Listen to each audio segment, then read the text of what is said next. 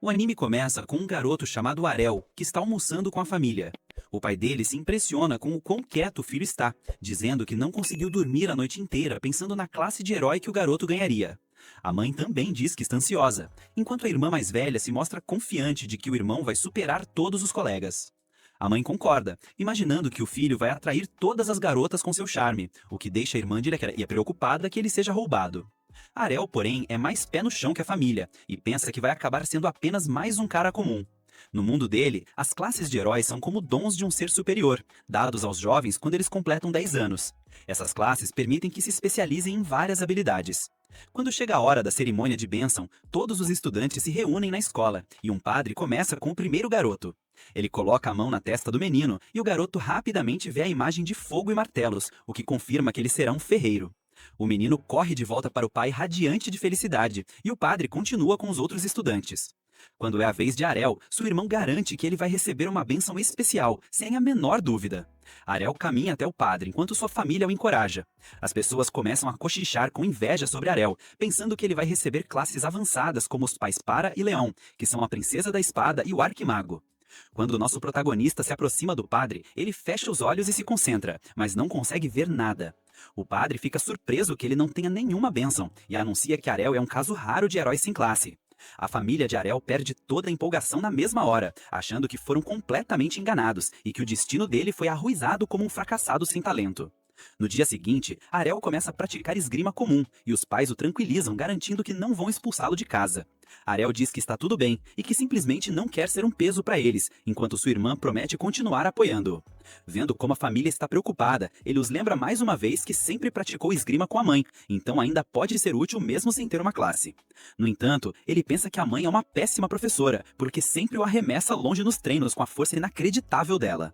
Depois de terminar a explicação, a mãe de Arel fica feliz que o filho seja tão esperto, enquanto o pai acha que talvez ele possa conseguir um emprego de verdade.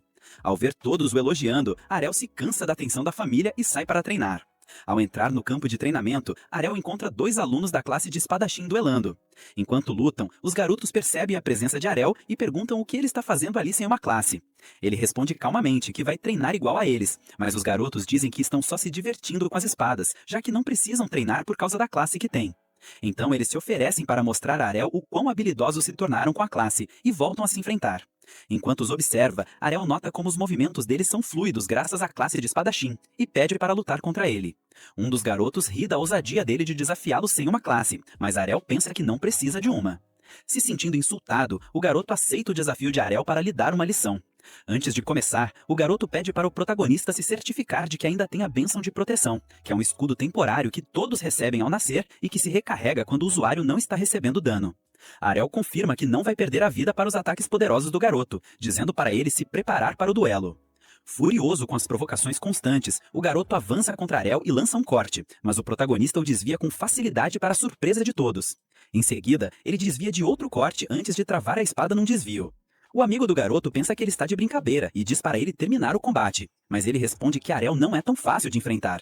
Enquanto continuam trocando defesas, o garoto percebe que não consegue vencer Arel sozinho, então trapaceia e pede para o amigo se juntar a ele. O outro garoto pula nas costas de Arel, mas ele recebe o ataque e desvia, vendo como os dois começam a discutir entre si. Arel se dá conta de que a classe deles não ajuda no trabalho em equipe e avança para acabar com os dois. Os garotos o veem vindo, mas de repente ele desaparece da vista deles, aparecendo debaixo de um deles, nocauteando-o com um golpe no queixo. Quando seu parceiro cai, o outro garoto corre para atacar Arel, mas tropeça no próprio amigo, o que dá oportunidade a Arel de nocauteá-lo também. Com os dois caídos no chão, Arel anuncia calmamente que venceu a luta, mas eles ficam com raiva e reclamam que os atacou quando estavam com a guarda baixa. Ao pedir por uma revanche, Arel aceita sem problemas, mas antes de começar, um garoto atrás deles avisa para não tentarem, lembrando-os que não podem inventar desculpas esfarrapadas como essa se falharem no campo de batalha. Depois, o garoto de cabelo ruivo diz a eles que são uma vergonha para todos os espadachins. Um dos dois tenta responder, mas o amigo impede, lembrando-o do alto status do ruivo. O ruivo então se aproxima de Arel e pergunta se ele é filho da princesa da espada, Fara. Quando Arel confirma, o garoto elogia por ter aprendido uma esgrima sólida com a mãe. No entanto, ele lembra que os 2 espadachins que ele derrubou não passam de garotos inexperientes, enquanto aponta a espada para ele e o desafia para uma luta de verdade. O garoto declara que vai demonstrar o verdadeiro poder da classe de espadachim, enquanto os outros dois se perguntam se ele é o filho de Evan, o capitão de segurança do vilarejo. O garoto confirma a identidade, e Arel se lembra que o pai dele costumava procurar a mãe para caçar monstros. Agora, ele pensa que o garoto bonitinho não se parece nada com o pai, e se pergunta se ele também se tornará um homem bruto com o tempo. O queixo do garoto começa a tremer enquanto ele elogia o pai por ser um espadachim poderoso e um mentor sábio. Ele pensa que é injusto que, apesar das grandes qualidades do pai, a mãe de Ariel tenha roubado injustamente o título de espadachim mais forte do vilarejo. Com as palavras de ciúme, Ariel se dá conta de que o garoto só está descarregando a frustração nele porque odeia a mãe dele, e o ruivo fica com vergonha de ter sido descoberto. Mesmo assim, ele pergunta a Ariel se ele pensa o mesmo.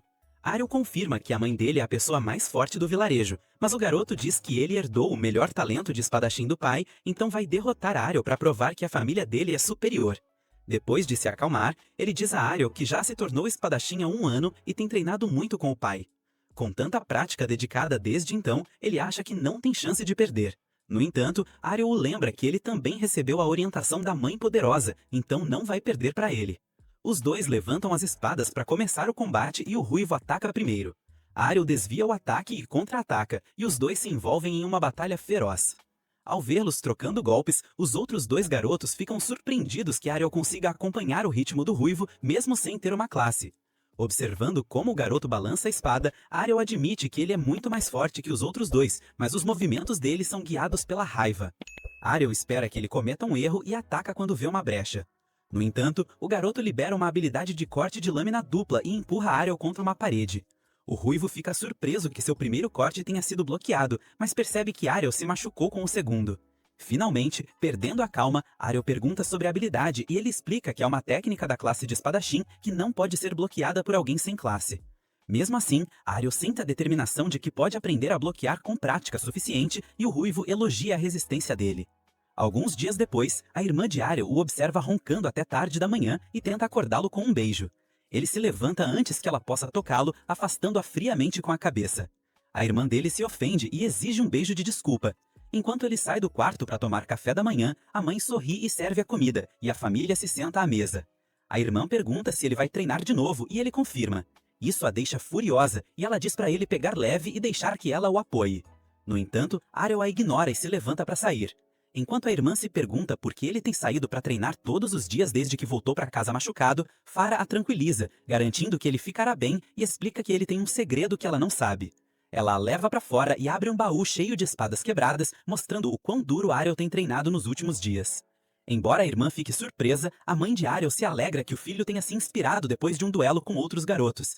A determinação de Ariel também anima a irmã, embora ela continue querendo criar um mundo onde pessoas sem classe como ele não sejam discriminadas, enquanto a mãe sorri com o objetivo nobre dela.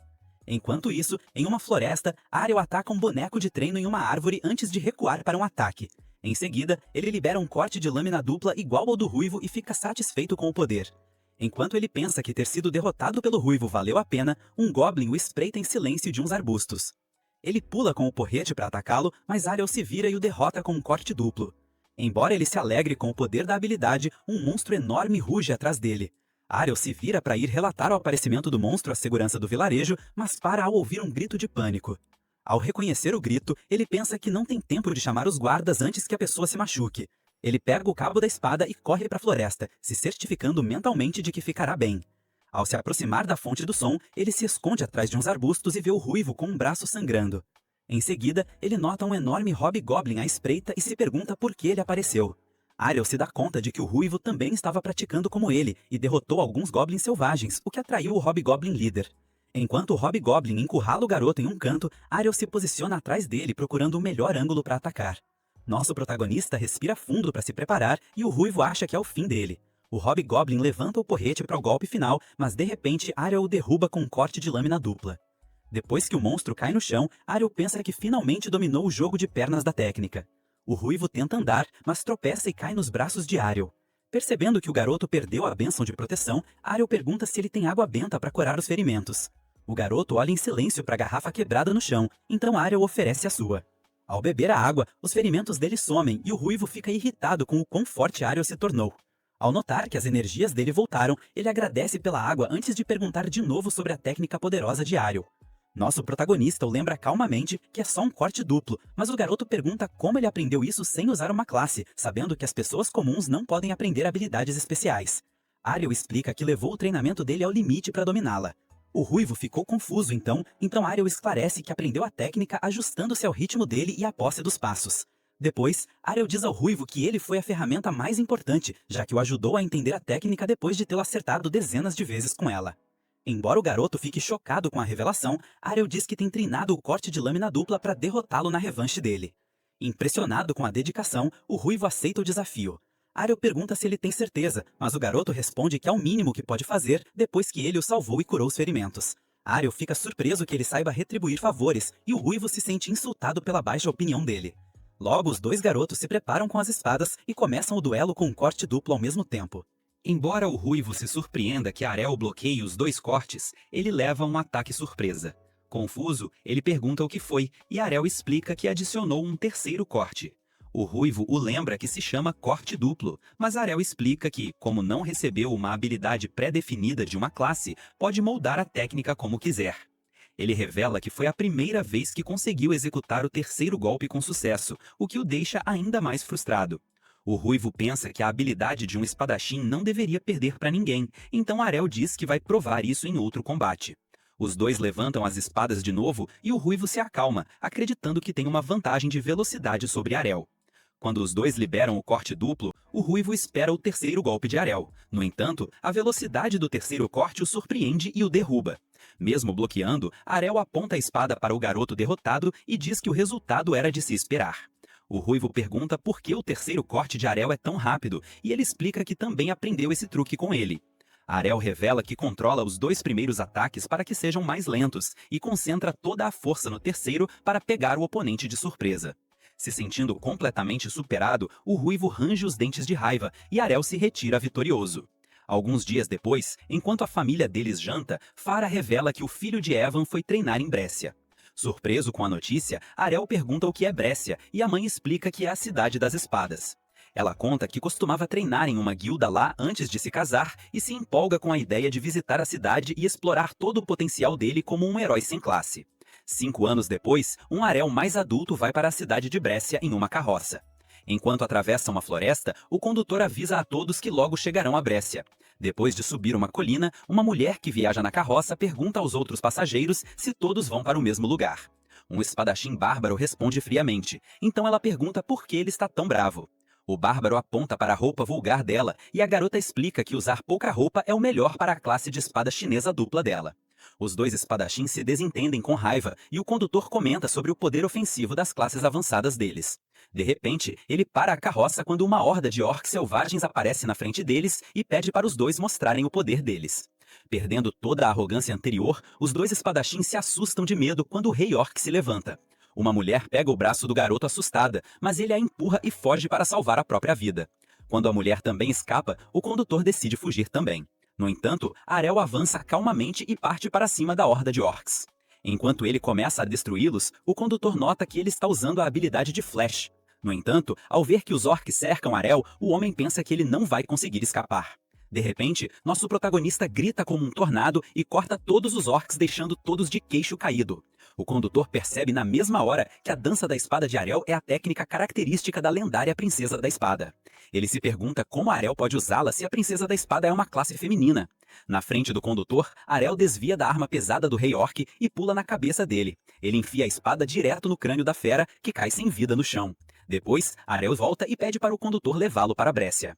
Quando Ariel diz que quer ficar mais forte lá, o homem o lembra que ele já é muito poderoso. Um jovem passageiro empolgado pergunta a Ariel sobre a classe dele e surpreende a todos ao revelar que não tem nenhuma. Acontece que 5 anos atrás, Ariel mostrou para a mãe a habilidade de corte duplo que aprendeu com o ruivo. A mãe dele pensou que estava sonhando, mas Ariel explicou que podia aprender habilidades mesmo sem ter classe. Então ele pediu para que ela ensinasse as técnicas da Princesa da Espada antes de ir para Brécia treinar mais. A mãe de Ariel ficou impressionada com o talento do filho e rapidamente começou a se gabar dele para o resto da família. O sonho de Ariel termina abruptamente quando o condutor o acorda ao chegar a Brécia. Ariel nota muitos espadachins ao redor dele, percebendo que muitos são avançados. Ele pergunta ao condutor sobre a classe dele, mas ele age como se fosse um cara normal. Ariel aponta que ele entendeu perfeitamente as habilidades de espadachim dele, então deve ser bem forte. Ao se sentir descoberto, o condutor confessa que na verdade é um cavaleiro sagrado de classe avançada e pergunta por que está dirigindo carroças. O homem explica que, quando se cansa de lutar, ele tira um tempo para transportar pessoas. Ariel concorda, entendendo que também é importante dar um tempo no treinamento. Em seguida, o condutor o aconselha a se juntar a uma guilda de espadachins. Para começar, ele conta que a cidade tem muitos torneios de esgrima, onde ele pode ganhar um bom dinheiro. Como o condutor avisa que ele não pode participar sem ser membro de uma guilda, Ariel aceita o plano. Ele fica animado para enfrentar oponentes mais fortes, mas o condutor o avisa para ter cuidado com algumas guildas problemáticas. Depois que o homem vai embora, Ariel se vira e entra na cidade. Ele encontra a guilda calabresa recrutando cavaleiros espadachins, e a guilda SW Road aberta para todos. De repente, uma garota corre para abraçá-lo, mas cai de cara no chão quando ele desvia. Ela se pergunta como ele pôde evitá-la sem nem mesmo olhar para ela, pensando que ele é muito poderoso porque consegue detectá-la. Enquanto Ariel se mostra confuso, a garota pergunta se ele quer se juntar a uma guilda. Quando ele diz que sim, a garota rapidamente começa a dar a ele um discurso de venda sobre a nova guilda deles. Ela mostra o contrato, mas Ariel sai sem dizer uma palavra. A garota o segura pelo cinto e pergunta por que ele está indo embora. Então Ariel diz que ela parece desesperada demais. Ele pensa que a guilda dela deve precisar de membros porque é fraca, e a garota tenta agir como se fosse uma guilda famosa e de elite. Nosso protagonista se nega a ser enganado, então a garota se apresenta como Lilia e se oferece para ter um encontro com ele se ele se juntar. Ariel diz que não está interessado, deixando-a sem palavras. Ele pensa que ela é igual à irmã mais velha, se gabando com um peito reto como uma tábua. Em seguida, ele pergunta a Lilia sobre a maior guilda de Brésia, e ela fica furiosa com a falta de respeito dele. Depois de respirar para se acalmar, Lilia diz a ele que a Lâmina Negra é a guilda mais forte, com 8 espadachins de rank A, e indica onde encontrá-los, e Ariel vai para a enorme base deles. Um guarda se aproxima dele e pergunta o que ele quer. Ariel diz que quer se juntar à guilda, então o guarda diz que ele precisa fazer um teste. Ariel o segue e entra na fila para se registrar. Quando chega a vez dele, o recepcionista explica que essa guilda só aceita classes avançadas. Quando Ariel diz que não tem classe, o recepcionista ri com desprezo e diz para ele sumir dali. Atrás dele, outros espadachins começam a murmurar e Ariel pergunta ao recepcionista se pode fazer o teste, porque confia nas próprias habilidades. No entanto, o recepcionista se recusa, dizendo que não pode quebrar as regras. De repente, a sala se ilumina quando vários espadachins de rank A entram, e Ariel decide tentar a sorte em outro lugar. Ele tenta visitar outras guildas, mas todas o rejeitam sem pensar duas vezes. Depois, Ariel se sente desanimado porque não o deixaram fazer nenhum teste. Então ele se lembra que a mãe deu a ele uma carta de recomendação para ajudá-lo a entrar na antiga guilda dela. Naquele momento, Ariel pensou que a mãe estava sendo super protetora, mas agora ele percebe que ela sabia que o rejeitariam. Enquanto Ariel decide se juntar à guilda da mãe, Lilia aparece de novo, mas ele a ignora e vai embora. Enquanto ele caminha pela cidade, Lilia continua implorando para que ele se junte e salve a guilda dela. Ariel continua a rejeitá-la, então Lilia oferece até mesmo lamber as botas dele para convencê-lo. No entanto, ele a deixa de lado na frente das pessoas da cidade que a olham com nojo, e Lilia jura que nunca vai desistir. Finalmente, nosso protagonista encontra a localização da guilda, mas Lilia o alcança de novo. Ela diz que ele é bem-vindo a se juntar, e aponta para a enorme base. Ariel se pergunta por que a guilda dela é tão fraca depois de ser tão grande, e ela revela que perderam a glória antiga. No entanto, Lilia confia que pode restaurar a guilda Presa de Dragão, liderada pelo Rei das Espadas Duplas. Ao ouvir esse nome, Ariel se lembra que a mãe dele também fez parte dessa guilda na juventude. Finalmente, ele aceita ir vê-la. Então, Lilia o leva para dentro e o leva para o seu assento. De repente, o pai de Lilia aparece bêbado do sofá, e ela fica com raiva dele. Lilia o lembra que o médico proibiu ele de beber, e que ele também não tem dinheiro para álcool. No entanto, o pai dela não se importa, e Ariel se dá conta de que ele é o Rei das Espadas Duplas. Ao notar que o homem não tem um braço, ele diz para Ariel sair da guilda, porque ela logo vai desaparecer. Lilia tenta parar o pai, mas ele a ignora e vai embora. Ela conta a Ariel que o pai dela foi um dos melhores espadachins de Brésia, mas a carreira dele terminou quando perdeu um braço. Ela pensa que Ariel definitivamente não vai querer se juntar à guilda dela, mas ele, surpreendentemente, decide se juntar. Lilia acha que está sonhando, mas Ariel revela que as outras guildas o rejeitaram. De qualquer forma, ela mostra o contrato da guilda feliz e ele se senta para assiná-lo. Quando termina, ele entrega o contrato para Lilia, que finalmente descobre que Ariel não tem classe.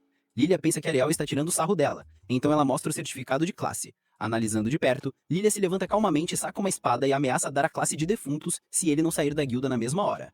Ele pergunta por que ela quer que ele saia, e ela grita que precisa de verdadeiros espadachins para a guilda dela. Ao lembrar de como Ariel a humilhou, Lilia fica frustrada porque foi vencida por um inútil sem classe. De repente, uma mulher chamada Reiner entra na sala, e Lilia corre para se proteger nos braços dela. Lilia conta que um donada, sem classe, tentou enganá-la, e Reiner a reconhece na mesma hora. Ariel se surpreende que a Reiner o conheça, e ela diz que são do mesmo vilarejo natal.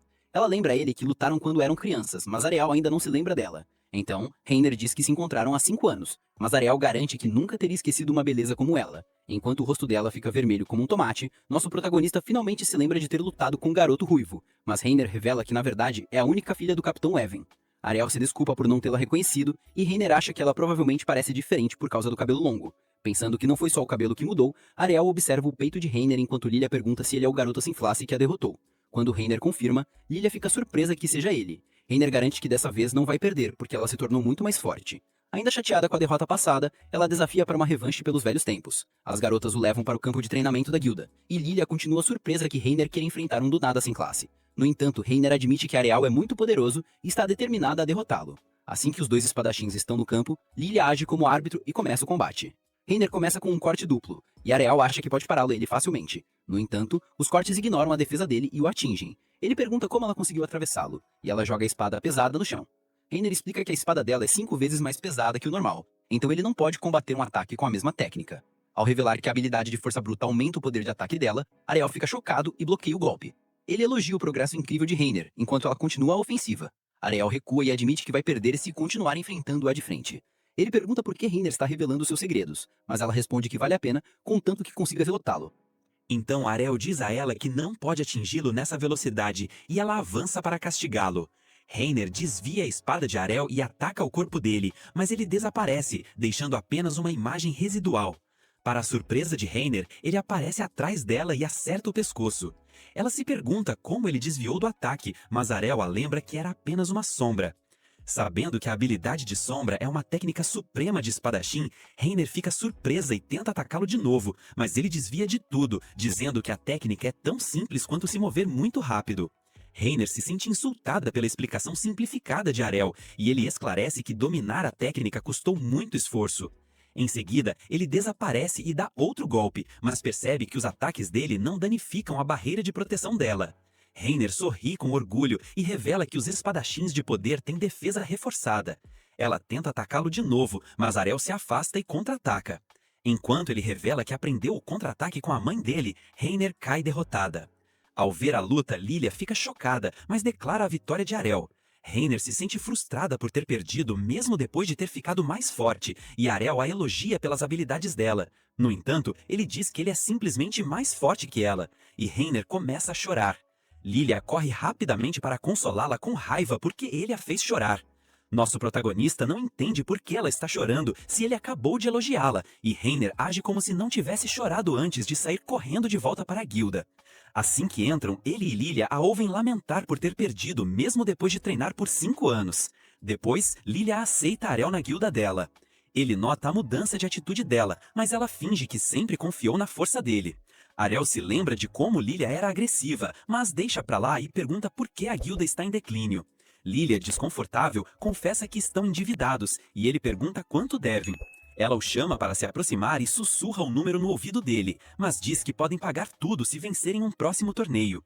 Lilia explica que precisam de 3 membros para participar, e Ariel pergunta por que Reiner fica em um lugar tão pobre. Lilia revela que, quando Reiner chegou a Brécia pela primeira vez, ela foi rejeitada por todas as grandes guildas. No entanto, o pai de Lilia viu potencial em Reiner e a aceitou gentilmente na Pressa de Dragão. Ariel entende que Reiner está pagando essa bondade com lealdade. Ele diz a Lilia que será fácil saldar a dívida com o torneio. No entanto, ela não se sente confiante porque eles vão enfrentar equipes inimigas de até 5 membros com apenas 3 deles. Enquanto Lilia se preocupa com os rivais poderosos que vão enfrentar, Ariel se sente animado com o desafio. Ansioso para que o torneio chegue, Ariel anuncia que lutar contra oponentes fortes é a razão pela qual ele veio para Brécia. Observando-os em segredo o tempo todo, o mestre da guilda se retira, tendo notado o grande potencial dele. No dia seguinte, Ariel acorda em um quarto estranho, mas se lembra de que agora mora na guilda Presa de Dragão. Ao sair do quarto, ele cumprimenta Lilia e Reiner Romeza. Lilia pergunta se ele dormiu bem, e Ariel diz que fazia tempo que não descansava em uma cama de verdade. Ao notar que Reiner está completamente quieta, Ariel se pergunta se ela ainda está chateada com a derrota. Lilia o interrompe, dizendo que eles finalmente são elegíveis para o torneio da guilda. Empolgada, ela anuncia que a Presa de Dragão está inscrita e pronta para a batalha. Curioso, Ariel pergunta se o dinheiro do prêmio será suficiente para cobrir a dívida. Lilia confirma e explica as regras da competição. Ao revelar que eles devem eliminar todos os membros das guildas inimigas para vencer, Reiner se preocupa porque eles podem enfrentar uma competição difícil com desvantagem numérica. No entanto, Lilia se mostra otimista, já que há poucas chances de encontrarem espadachins de rank A. Feliz por terem 2 espadachins de rank B na equipe, Ariel fica confuso com o sistema de ranks. Rainer zomba de Arel por ser tão ignorante, e Lilia explica que os ranks dos espadachins vão de D a A, de acordo com a força deles. Ela também revela que há apenas 20 espadachins de rank A em Brésia, e que tanto Rainer quanto ela são de rank B. Embora Arel tenha derrotado Rainer, Lilia não suspeita que ele seja de rank A por causa da enorme diferença de poder entre os dois ranks. De repente, ela se lembra que os confrontos do torneio estão prestes a ser anunciados e sai para conferir. Depois que Lilia sai, Rainer também se levanta e Arel pergunta para onde ela está indo. Quando ela responde que vai treinar, Arel pede que ela confirme se ela é uma espadachim de poder. Ele pergunta se ela tem outras habilidades além da classe principal, e ela fala sobre a habilidade Coragem, que reforça a barreira de proteção dela. Querendo aprender essa habilidade, Arel se levanta e segura as mãos de Rainer. Enquanto ela pensa que ele está sendo romântico, ele de repente pede para ela o acertar com a espada na bainha. Arel diz que assim eles podem ficar mais próximos, mas Rainer responde que não é esquisita a ponto de ter um relacionamento assim. Arel explica que só quer aprender a habilidade Coragem. Ele acha que, como essa habilidade melhora a resistência para aguentar ataques, a melhor forma de aprendê-la é recebendo golpes várias e várias vezes. Rainer lembra a Arel que ele não pode aprender as habilidades dela, porque são uma bênção da deusa. No entanto, ele a lembra que também aprendeu os movimentos de corte duplo e sombra, e Rainer fica em silêncio. Ela o leva para o campo de treinamento onde Arel pede a espada pesada dela. Pensando que ele não tem força para usá-la, Rainer se surpreende quando Arel a levanta sem esforço. Ele diz que é o resultado de incontáveis horas de dedicação e que confia que pode aprender a habilidade Coragem com isso. Rainer finalmente reconhece o trabalho duro de Arel e decide ensiná-lo a habilidade. Ao lembrá-lo que não terá piedade, Arel se alegra por ter encontrado uma mulher tão poderosa de sua cidade natal. Corada de novo com o comentário dele, Rainer levanta a espada e começa o treinamento. Enquanto eles treinam, Lilia desce correndo, completamente alterada com o primeiro oponente. Ela começa a chorar, dizendo que a primeira luta deles é contra a Lâmina Negra, que é literalmente a guilda mais forte de toda a cidade. Sabendo que o líder deles, um cara chamado George, é um completo miserável, Lilia acha que ele tentará esmagá-lo sem piedade. No entanto, ela decide mesmo assim enfrentar o destino e se preparar o melhor possível para o torneio. Quando Lilia finalmente percebe que Rainer está batendo em Arel, ela pensa que eles estão brigando por falta de trabalho em equipe. Rainer explica que é apenas um treinamento especial, mas Lilia continua achando que ela está descontando a raiva nele. Exausto, Arel se levanta reclamando de fome, mas Lilia diz para ele beber um pouco de água benta primeiro. Com o passar dos dias, finalmente chega a hora do torneio. Arel fica impressionado com o coliseu enorme e a multidão reunida, e ouve alguns espectadores cochichando sobre a luta deles. Eles estão animados para ver duas grandes guildas se enfrentando, mas decidem apostar na Lâmina Negra, porque a pobre presa de dragão não tem como vencer. Lilia se prepara para calar a boca deles, mas Rainer a impede antes que ela comece uma confusão. Nosso protagonista fica surpreendido ao saber que existem apostas no torneio, e Lilia mostra um sorriso malicioso ao perceber que as chances de aposta deles estão 20 para 1. Arel fica impressionado com o número, e ela o leva com raiva que ninguém acredita que eles possam vencer. No entanto, Lilia pensa que as apostas são uma ótima oportunidade para enganar a todos se eles de alguma forma conseguirem derrotar a Lâmina Negra. Sabendo que não vão sair das dívidas de qualquer jeito, Lilia revela que hipotecou a casa e apostou todas as economias dela a favor da própria guilda. Rainer acha que as chances de perderem são muito maiores, mas Lilia pensa que eles já estão no fundo do poço, então não tem nada a perder. De repente, George elogia Lilia por defender a guilda do pai dela com tanta paixão. Ele pergunta sobre o herói sem classe que ela recrutou, e Lilia pensa que ele está tentando zombar dela. Mentindo descaradamente, George garante que simplesmente fica triste em ver o declínio da guilda rival. Ele provoca Lilia, dizendo que ele organizou a luta especificamente porque todos ficariam animados em ver a antiga guilda mais forte contra a nova guilda mais forte. George também diz que deu a ela uma ótima oportunidade para ganhar dinheiro com as apostas, mas ri porque ele sabe que não tem como ela derrotar os espadachins de rank A dele. Quando Lilia responde que eles definitivamente vão vencer, George vai embora, deixando-a furiosa. Arel percebe como George é astuto, zombando com palavras doces. Depois, quando chega a hora de a luta começar, a locutora começa a animar o público. Enquanto a multidão explode em comemoração, Arel percebe que George não vai lutar contra eles. Ele acha que talvez o líder esteja sendo misericordioso, mas Lilia o lembra que todos os membros dele são de rank A de qualquer forma. Rainer também acha que eles não vão facilitar, então ele fica animado para ver as habilidades dos espadachins mais fortes. Logo, a locutora chama o primeiro combate entre Gil da Lâmina Negra contra Arel, o sem classe da presa de dragão. Enquanto Arel entra na arena, a multidão começa a cochichar sobre ele. As pessoas se perguntam por que a presa de dragão mandou um fraco sem classe para ser humilhado, e Gil pensa que a luta será apenas uma perda de tempo. A locutora dá o início ao combate, e Gil se teletransporta instantaneamente na frente de Arel para feri-lo com a lança. Lilia se preocupa com Arel, mas Reiner a lembra que é apenas uma sombra. Ao ver a sombra desaparecer, o sorriso arrogante de Gil se desfaz, mas ele se vira e apunhala o corpo atrás dele. No entanto, ele descobre que também é outra sombra e percebe que há 2 Arels na arena. Gil pensa que pode acabar com os 2 usando a habilidade Movimento Relâmpago, mas se surpreende ao ver um terceiro atrás dele. Quando as 3 sombras avançam contra ele, Gil consegue eliminar todas elas, mas o verdadeiro Arel finalmente aparece debaixo dele e o derrota com um único golpe. Gil cai no chão, sem entender como Arel pode criar 3 sombras, mas Arel diz que a mãe dele consegue criar 5 sem nem fazer esforço. A locutora declara o vencedor e a multidão explode em aplausos. Lilia também comemora, enquanto Reiner se surpreende que ele possa derrubar um espadachim de rank A com tanta facilidade. Enquanto os médicos levam Gil, nosso protagonista pensa que ainda precisa de mais prática antes de conseguir copiar o golpe crítico do oponente. Enquanto isso, a multidão fica chocada que ele possa superar um espadachim sendo alguém sem classe. Enquanto George observa em silêncio, o próximo combate começa. O próximo espadachim da Lâmina Negra ataca com cortes rápidos, mas Arel bloqueia os ataques com facilidade. Em seguida, ele o corta com um único movimento usando a habilidade de corte duplo e vence a Alita. No próximo confronto, o rival de Arel tenta usar um punhal em combate próximo, mas ele aparece atrás como um fantasma e o derrota na mesma hora.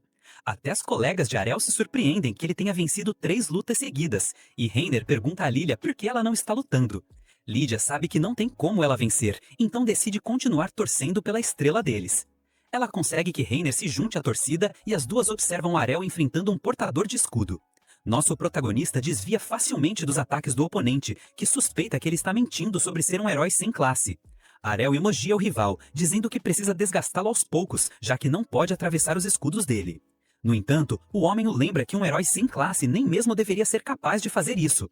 Arel responde que ele chegou até ali graças ao trabalho duro, mas o escudeiro acha que as classes não podem ser superadas apenas com esforço. Ele finge atacar com a espada, mas na verdade usa o movimento como distração para atacá-lo com o escudo. No entanto, Arel prevê o ataque e contra-ataca usando a habilidade Antecipação. O contra-ataque arremessa o escudo e o homem fica chocado pensando que Arel aprendeu a técnica do rival anterior dele. Ele acha que ainda falta muito para dominar, mas que pode usá-la em combate depois de tê-la visto uma vez. Ele executa o chute de contra-ataque de novo contra o oponente, que se surpreende com a rapidez com que ele aprende. Depois, Arel caminha até o escudo e o pega, deixando o adversário ainda mais furioso. O homem avança contra ele para castigá-lo, mas ele desvia com facilidade e o derrota usando contra-ataque com o mesmo escudo. Depois que a locutora declara a 4ª vitória de Arel, a multidão começa a duvidar se ele realmente é alguém sem classe, e os organizadores do evento exigem ver a carta de classe dele para confirmar. Arel aceita mostrar, então a locutora pega a carta de classe, a coloca na esfera de cristal e todos ficam em silêncio assim que ela confirma que é legítima. George começa a sentir a pressão da derrota, enquanto até Reiner começa a acreditar que eles podem vencer a luta. Lilia se sente frustrada porque não sabia de toda a força de Arel antes. Se soubesse, teria vendido as relíquias da família para apostar ainda mais dinheiro a favor deles. Reiner admite que não esperava que ele tivesse crescido tanto e se pergunta como Arel treinou durante os últimos 5 anos. Enquanto isso, Lilia já se prepara mentalmente para se casar, pensando que, não importa o que aconteça com a guilda, ela sempre poderá reconstruí-la se tiver Arel ao lado dela. Enquanto Lilia continua com os planos sombrios, Arel se sente inquieto com a aura maliciosa dela. Finalmente, a locutora apresenta o último espadachim da Lâmina Negra, chamado Mestre Masamune. Arel percebe que Masamune usa uma katana, e Reiner se dá conta de que ele é um espadachim raro de classe samurai. Sabendo que Masamune nunca lutou em público, Lilia pensa que a Lâmina Negra o usou para este torneio. Quando a luta começa, Masamune leva a mão à espada com calma, e Arel sente a pressão da serenidade dele. Ao notar a hesitação de Arel, Masamune sorri e confirma que está pronto para que ele se aproxime e use a técnica definitiva. Ao ouvir a provocação, nosso protagonista começa a caminhar em direção a Masamune, que se surpreende. Arel explica que eles não podem ficar separados como árvores durante toda a luta e que também quer ver os movimentos mais poderosos de Masamune.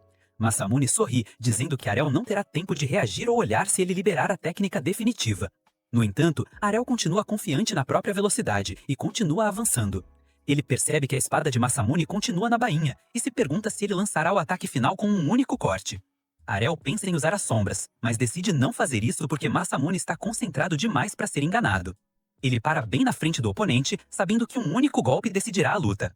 Ambos prendem a respiração e quando Arel dá o último passo, Masamune ataca na mesma hora com um movimento relâmpago.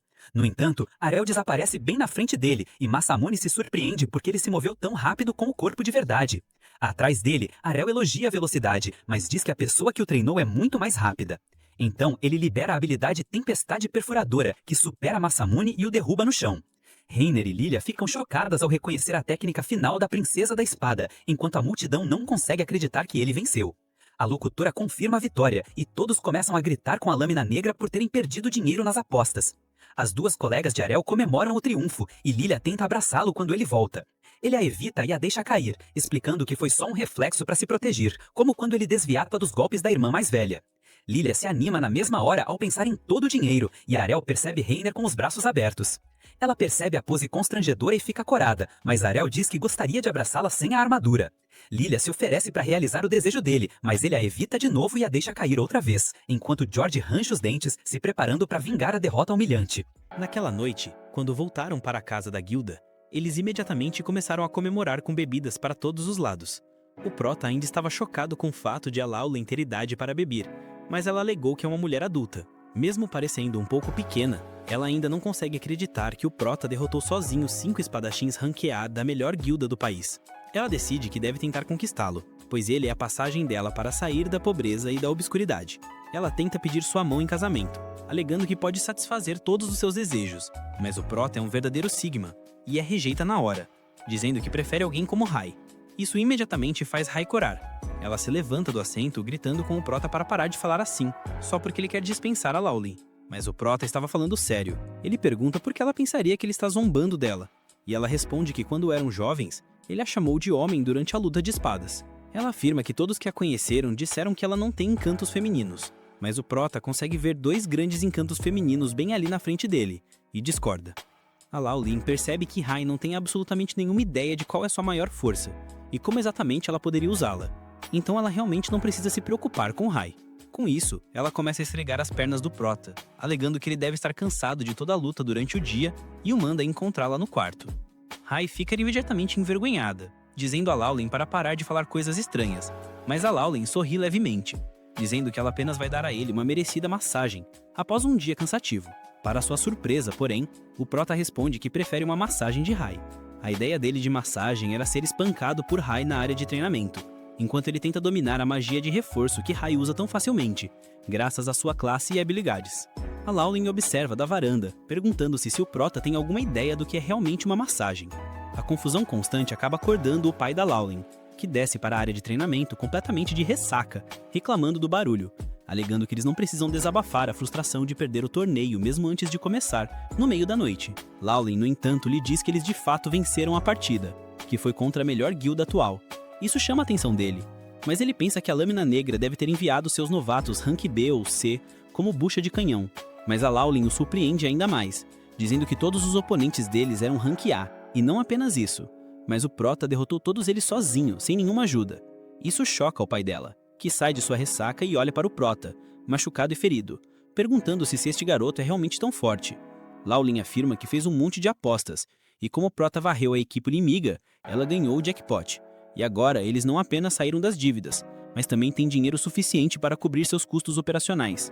O pai dela, no entanto, não está tão otimista, alegando que se por algum acaso este garoto for realmente tão forte, ele logo será caçado por guildas maiores, mais influentes e mais ricas, então ela não deveria criar expectativas.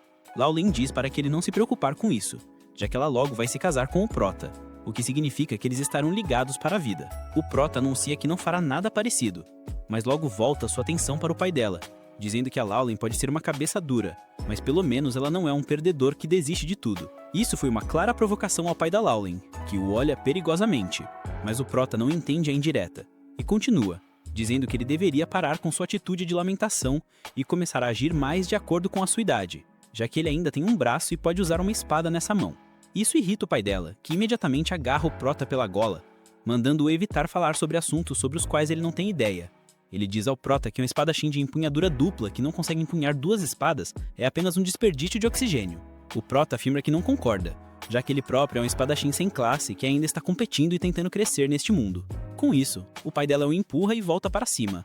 Laulin e Rai imediatamente vão para o lado do Prota, perguntando se ele está bem. E Laulin se desculpa pelo comportamento do pai, ao invés disso agradecer ao Prota por falar o que pensava. O Prota diz que mesmo depois de perder o braço, estar acabado por tanto tempo, o pai dela ainda é incrivelmente forte, e é um desperdício que ele esteja se recusando a usar sua força e experiência incríveis. Ele pensa em si mesmo sobre todas as habilidades legais que ele poderia aprender com o espadachim de empunhadura dupla, e promete a si mesmo que motivará o pai de Laulin a pegar a espada novamente. Laulin escuta sobre sua intenção de aprender novas habilidades, e sugere que ele vá a algumas das masmorras perto da cidade. O Prota não sabe nada sobre masmorras, então Riley diz que masmorras são cavernas anteterradas, onde monstros nasciam pelas milhares, e todo lugar está cheio de armadilhas, tornando um dos melhores lugares para aprender novas habilidades e subir de nível com mais experiência de batalha na vida real, que os ajudaria durante a Copa Deus da Espada. O Prota não tem ideia do que ela está falando. Então, ela explica que a cidade, todos os anos, organiza um torneio onde os melhores espadachins do país participam para mostrar suas habilidades e provar que são o melhor espadachim do país. Lowly imediatamente pega um formulário e diz ao Prota para preenchê-lo se quiser participar. Mas, para o horror de Rai, ele o rasga bem na frente delas. Rai fica confusa e pergunta se ele não quer participar do concurso, mas o Prota responde que a Lowly estava tentando enganá-lo, dando-lhe uma certidão de casamento para assinar em vez do formulário. A Lowly ri, dizendo que estava apenas testando as águas, mas o Prota está farto de ser um bom moço e a agarra em um mata-leão para lhe ensinar uma lição. Na manhã seguinte, o Prota acorda e encontra a Lowly tentando assediá-lo, mas ele desvia dela e a amarra na cama antes de sair. Mais tarde naquele dia, todos vão juntos para as masmorras, onde Lowly explica que todos ficam nos círculos de teletransporte, através dos quais podem se teletransportar para o nível da masmorra que desejam, mas você só pode ir para os níveis em que esteve antes. Lowly afirma que atingiu o nível 12, enquanto Rai atingiu o 14. O Prota imediatamente decide ir com Rai para o 14º nível, mas a Lowly afirma que não funciona assim e ele precisa estar fisicamente presente no nível para poder ir para lá novamente. Isso foi um balde de água fria, já que o Prota queria lutar contra os monstros mais fortes que pudesse encontrar desde o início, mas a Lowly lhe diz para não se preocupar, pois ela conhece uma rota muito curta que os levará rapidamente aos andares inferiores. Eles concordam com um plano, mas a Lowly tenta ficar sozinha com o Prota, dizendo que Rai pode continuar sua corrida no nível 14, já que o Prota não precisaria de 2 guias, e começa a arrastá-lo. Mas o Prota não é tão facilmente manipulado, e pede a Rai para ir com eles. Eles entram no primeiro andar, onde são imediatamente atacados por 2 cavaleiros em armaduras. O Prota saca sua espada e começa a lutar com um deles, enquanto Rai pega o outro. Ele fica surpreso ao notar que, mesmo tendo armaduras pesadas, o cavaleiro se move com agilidade incrível, mas não é nada que ele não possa lidar. Então, ele usa seu passo rápido e corta a cabeça do cavaleiro, apenas para perceber que toda a armadura está vazia e está sendo alimentada pela mana da própria masmorra. O cavaleiro começa a se mover novamente, mesmo sem cabeça, e Rai afirma que eles não têm fraqueza real e também não sentem dor. Então o Prota decide mirar nas pernas, o que funciona perfeitamente, já que os cavaleiros mágicos colapsam no chão. Rai também lida com o oponente dela, dizendo que eles logo se regenerarão, então precisam seguir em frente. Antes de avançar mais, porém, o Prota pergunta a Lowly qual é a classe dela, e ela afirma com muito orgulho que é uma esgrimista e promete ensiná-lo o que ele quiser na área de treinamento ou na cama. Mas o Prota rejeita mais uma vez e segue em frente. Antes de entrar no segundo andar, porém, eles ouvem gritos de socorro vindo da porta, e quando se aproximam, encontram um homem coberto de sangue ajoelhado no chão e implorando por ajuda. Rai sugere levá-lo para a superfície, mas ele promete que o homem se recusa, alegando que seus amigos ainda estão lá dentro, ficaram gravemente feridos por uma armadilha. Ele implora que eles ajudem a resgatar seus amigos, mas a Lowly imediatamente vai ao ponto, pedindo dinheiro em troca de ajuda. Para sua surpresa, o homem até lhe paga uma boa quantia com o dinheiro que ganhou apostando, mas o Prota sente algo errado. Enquanto caminha atrás do homem, ele nota que sempre que perde sangue assim, não consegue nem se sentar sozinho sem água benta, muito menos caminhar até uma sala perigosa. Ele percebe que o sangue e os ferimentos são completamente falsos, mas decide guardar essa informação para si, apenas porque acha que isso pode levar a algo interessante e divertido. O homem os leva a uma sala secreta, onde encontram um rastro de sangue e uma poça no centro com uma única moeda de ouro. A visão da moeda atrai imediatamente a Lowly, que vai pegá-la quando um círculo de teletransporte aparece debaixo deles. Rai percebe que isso foi uma armação, enquanto o homem sorri para eles, alegando que foi bem pago para fazer um trabalho tão fácil. Mas, para sua surpresa, o círculo mágico transportou ele junto com os outros.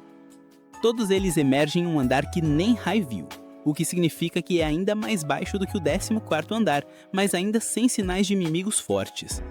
O cara que fingiu estar enfermado ficou tremendo de medo, gaguejando que este supostamente é o andar mais baixo da masmorra, onde o avançado deus da espada pode ser encontrado. De repente, um cavaleiro com armadura encontada com arco-íris aparece na frente deles. Mas a Lowly se recusa em acreditar na história da classe deus da espada, que todos pensavam que ser apenas um mito. O Prota, porém, percebe o problema em que eles estão e imediatamente empurra Lowly para baixo, enquanto o deus da espada envia um golpe aéreo tão forte que quebra as paredes da masmorra. Sem perder tempo, o deus da espada ataca o Prota, que mal consegue levantar a espada a tempo, bloqueando o ataque. Mesmo sendo empurrado contra a parede, ele percebe que sobreviveu a isso só por causa do treinamento de magia de reforço que recebeu de Rai. Ele tenta revidar um ataque, mas o cavaleiro é extremamente rápido e usa todos os movimentos avançados para recuar. Com isso, ele sorri, dizendo que esta é uma boa oportunidade para se testar. Isso choca completamente seu grupo, enquanto ele usa a mesma técnica de passo divino para diminuir a distância e ataca, atingindo o cavaleiro com uma barragem de golpes que são bloqueadas. O cavaleiro é forçado a recuar, mas usa uma habilidade que faz a gravidade na sala aumentar, forçando os outros a irem para o chão. Mas o Prota mantém facilmente sua postura, já que ele enfrentou a mesma coisa antes, quando era mais jovem. Treinando contra a mãe, ele usou toda a sua força naquela época, apenas para conseguir ficar em pé. Então, quando a mãe dele atacou, ele não conseguiu fazer nada. Mas desta vez é diferente. Ele usa a moada de ouro para anular o ataque, o que cria uma pequena abertura. E o Prota usa em todo o seu potencial. Usando uma das suas habilidades mais fortes, chamada Quebra Infinita, o cavaleiro se estilhaça em pedaços após aquele ataque, chocando todos os presentes na sala. Ele recupera as suas forças com um pouco de água benta, e em seguida todos eles saem em segurança da masmorra, através do feitiço de teletransporte. De volta ao bar, Rods estava bebendo novamente quando escuta uma conversa entre 3 jovens idiotas, falando sobre como eles prenderam os novos membros da guilda presa do dragão em uma armadilha, e que eles provavelmente nunca mais voltarão. Rod se aproxima deles e quebra a mesa com um único soco, ordenando que revelem tudo o que sabem. Mas ele é interrompido por Jorg, que o chama de bêbado inútil.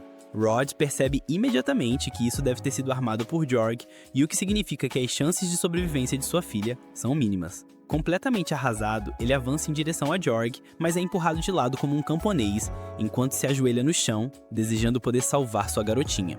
Mais uma voz repentina vinda da porta chama sua atenção, e ele se vira para ver Lowly, junto com Prota e Rai, entrando na taverna, falando sobre como estão famintas. Lowly nota o pai e o feio Jorg, mas fica surpresa quando Rod a abraça com força, agradecendo a Deus por garantir que sua filha estivesse segura. Rai confronta Jorg, dizendo que eles obtiveram todas as informações do capanga dele, que confessou que tudo foi um plano de Jorg. Mas, assim como qualquer político, ele se recusa a admitir, alegando que todos são responsáveis pela própria segurança nas masmorras. E o Prota acha que é um ponto válido.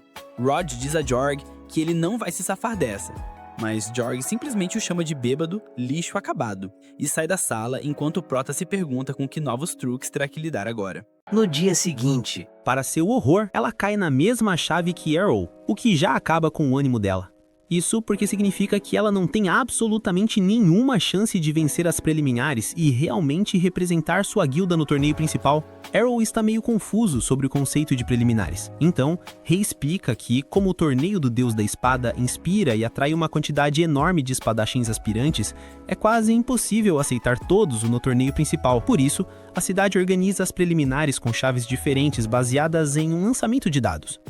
É pura sorte que enfrenta quem na chave, e o vencedor de cada chave ganha um ingresso direto para o torneio principal. Arrow pega o pergaminho que Rai estava lendo e nota que ele está em um grupo diferente do dela. Ela agradece aos céus por isso, já que não teria a menor chance contra Arrow. Enfim, ela começa a rezar para o deus para ajudá-la a passar das preliminares sem muitos problemas. Enquanto Arrow tira sarro dela por ter problemas com o pai, Lowly os interrompe, exigindo que voltem para os calabouços para treinar. Mas Arrow já está entediado demais com os calabouços e só quer dar um fora. Lowly, no entanto, tenta se fazer de fofa, dizendo que precisa de um homem forte para defendê-la caso as coisas deem errado. May percebe como Lowly é patética e planeja ensiná-la 1 ou 2 lições sobre ser independente. Mas, antes que pudessem sair, Rod aparece na sala, agindo de forma um tanto dramática ao agarrar sua filha, dizendo para ela ter muito cuidado, pois nunca se sabe quando Georg vai decidir atacar novamente. Lowly pode ver o medo nos olhos do pai, então ela concordou solenemente em ir com calma antes de sair. Rod se vira e encontra Arrow o julgando em silêncio. Rod, no entanto, afirma que ainda tem tempo para se recompor e ser um pai mais protetor para sua filha. Arrow, por sua vez, apenas sorri, alegando que nunca é tarde demais para ser uma pessoa legal, e vai embora. Passam-se algumas semanas, e finalmente chega o dia das preliminares. As lutas começam com a plateia vibrando das muralhas, enquanto os lutadores se enfrentam em um turbilhão de faíscas e golpes de espada. Lentamente, mas com certeza, o grupo começa a diminuir à medida que as pessoas são eliminadas. Até Lowly perde sua luta antes mesmo de encontrar Arrow. Ela fica de luto em um canto, triste com os resultados, já que pelo menos esperava chegar às finais dessa vez. Mas Arrow não se importa com os sentimentos dela, afirmando que ela estava preocupada à toa por não vencer as preliminares, já que estavam na mesma chave, pois ela teria perdido de qualquer jeito. Isso deixa Lully ainda mais triste do que antes. Ela, porém, se recompõe e diz para ele ficar em guarda, mesmo sendo muito forte, pois a outra finalista do grupo tem alguns truques especiais na manga. Arrow, no entanto, não parece muito incomodado e responde que já viu quase todos os truques em suas lutas dentro dos calabouços, então duvida que essa oponente o surpreenda. Lowly, porém, não tem tanta certeza e responde que essa espadachim de cabelo vermelho é, na verdade, uma espadachim mágica, que pode usar seus feitiços para reforçar suas espadas com mana e poder extra. Isso foi interessante, já que Arrow não esperava que a cidade permitisse o uso de magia em um torneio baseado em ser o melhor espadachim. Lowly responde que não importa qual seja a sua classe, você só precisa fazer parte de uma guilda para entrar no torneio. Com isso, o locutor chama Arrow e Lowly deseja sorte. Ele sobe na arena e fica cara a cara com a garota ruiva, que já avisa que é uma espadachim mágica e que é uma classe aceita. Por isso, ela não quer ouvi-lo reclamar sobre como a luta foi injusta por causa da magia dela. Arrow diz na lata que não se importa e que o melhor lutador vencerá a luta. Com isso, o locutor inicia a luta e imediatamente a garota ruiva começa a lançar bolas de fogo contra ele. Arrow faz um movimento Matrix, desviando dos ataques um por um, enquanto deflete e corta os restos. A espadachim mágica, no entanto, parece ter uma fonte infinita de mana enquanto continua seu ataque. Mas Arrow desvia e esquiva dos ataques para chegar bem perto. Ele imediatamente tenta golpeá-la, mas a garota consegue bloqueá-lo enquanto usa outra bola de fogo para forçá-lo a recuar. Arrow começa a sentir o nível dela e comenta que deve ser bem conveniente poder alternar entre ataques de curta e longa distância quando quiser. Gaba se gaba de ser talentosa e diz que um perdedor sem classe como ele nunca poderia derrotá-la. Mas Arrow responde que ela não é mestra em nenhuma dessas duas disciplinas, mesmo que conheça o básico de ambas. Isso a irrita de verdade e ela promete fazê-lo engolir as palavras enquanto usa sua magia para imbuir o fogo em sua lâmina, transformando-a em uma espada flamejante, alegando que só uma pessoa da verdadeira classe de espadachim mágico pode empunhar algo assim. Com isso, ela balança a espada, fazendo com que a chama persiga Arrow, que calmamente dá um passo para o lado e a corta. Mas até ele está tendo dificuldade em entender de onde virá o próximo ataque por causa dos movimentos erráticos dela. Ele reconhece o talento dela, alegando que ela deve ter praticado bastante. Mas logo ele fica parado em um lugar e dá uma aula sobre o que é um verdadeiro domínio, enquanto começa a desviar dos ataques de chama sem sequer se mover de sua posição. Ele afirma que, mesmo que o maneio de espada básico dela fosse melhor do que o de Lowly, ela poderia ter sido muito mais eficaz e problemática. Mas, nesse nível, ela é mal e mal melhor do que NPCs. Isso envergonha a garota completamente. E enquanto ela perde a calma, Arrow usa essa oportunidade para mandar um corte duplo na direção dela que extingue completamente a chama,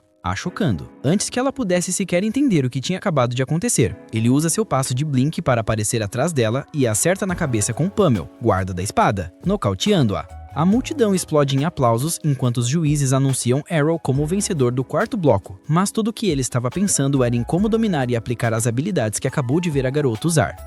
Alguns dias se passam e finalmente chega o dia do torneio final. Lolly volta para a casa da guilda para acordar o pai, insistindo para que ele assista ao torneio com ela, para que possam torcer por Arrow e Ray, que venceram seus blocos e estão no torneio principal. O pai dela nem abre os olhos e diz para ela ir sozinha, pois ele realmente não se importa. Lolly tenta provocá-lo, perguntando se ele está com medo de ver Jorg lá. Rod imediatamente se irrita, dizendo que não tem medo de Jorg, mas logo ele volta à razão.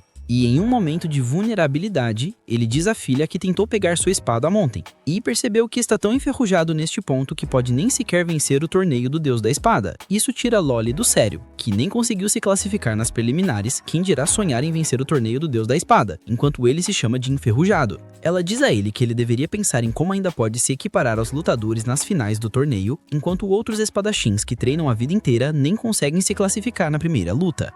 Finalmente, Rod concorda em ir, e no caminho para o estádio, ele pensa em como treinou Ray quando tinha os 2 braços, em vez de ser uma bagunça de um braço só. Ele pensou naqueles momentos com carinho, e se perguntou como Ray se sairia, já que ela é sua aluna mais antiga neste momento, e ele está realmente ligado a ela. De volta ao torneio, Ray parece estar perdendo os nervos, enquanto balança as pernas ansiosamente. Olhando para o chão, ela leva um susto com Arrow, que pergunta se ela está com medo de que eles se encontrem logo na primeira luta. Isso parece fazê-la esquecer seus medos, enquanto ela tenta acertá-lo, mas Arrow agaga o soco dela, justamente quando os juízes anunciam que a primeira luta será Jorg, o atual campeão, contra Arrow, o fenômeno sem classe que está surpreendendo a todos com sua sequência de vitórias até agora.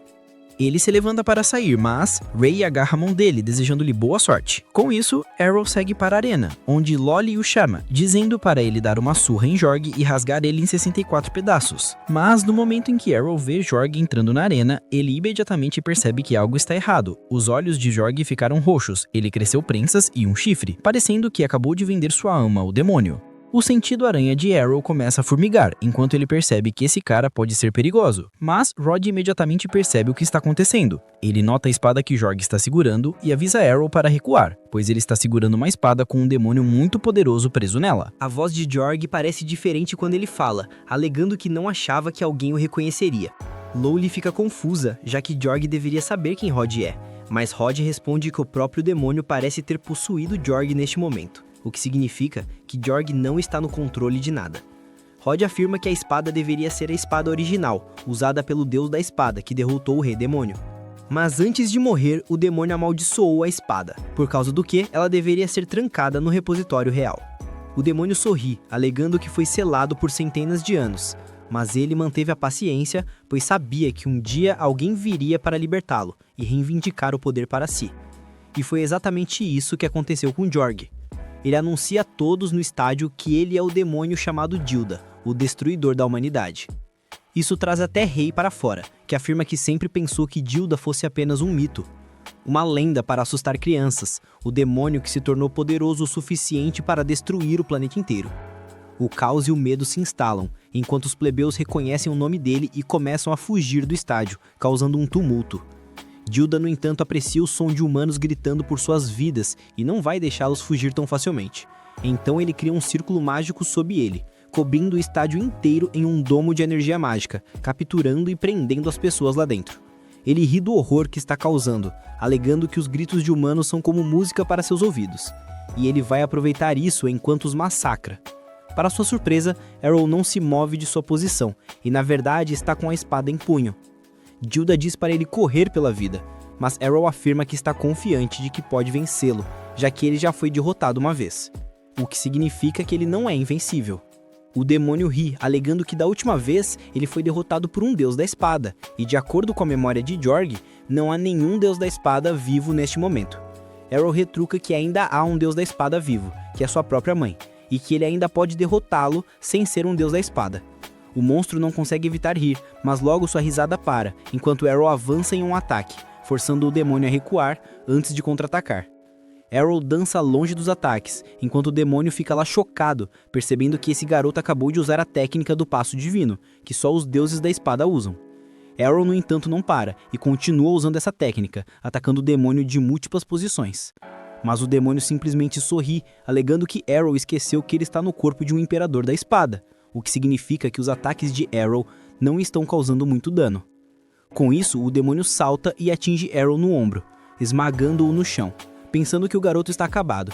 Ele fica chocado, no entanto, quando a poeira baixa, já que Arrow parece ter absorvido o ataque sem muito dano, graças ao seu treinamento com Ray. Isso balança Dilda um pouco, que parte para um ataque, mas Arrow calmamente o afasta antes de contra-atacar com seu próprio ataque quebra infinita, cortando e retalhando o demônio de múltiplas direções, sobrecarregando-o completamente em uma chuva de ataques. Isso desencadeia o trauma de Dilda, que não tem dúvidas de que Arrow está usando todos os ataques de um deus da espada, mas ele não consegue acreditar que um mero garoto possa ser um espadachim desse nível. Antes que ele pudesse bolar um plano, no entanto, Arrow usa um golpe forte para finalizar o demônio, que cai no chão em uma nuvem de poeira. Todos ovacionam Arrow, pensando que ele derrotou o demônio. Mas Gilda não estava morto ainda, já que seu corpo real era a espada e todo o dano causado ao corpo de Jorg. Ele rapidamente começa a procurar por um novo hospedeiro e imediatamente salta em direção a Rod. Arrow consegue afastar Ray do caminho, enquanto Rod pula na frente de Lowly para protegê-la.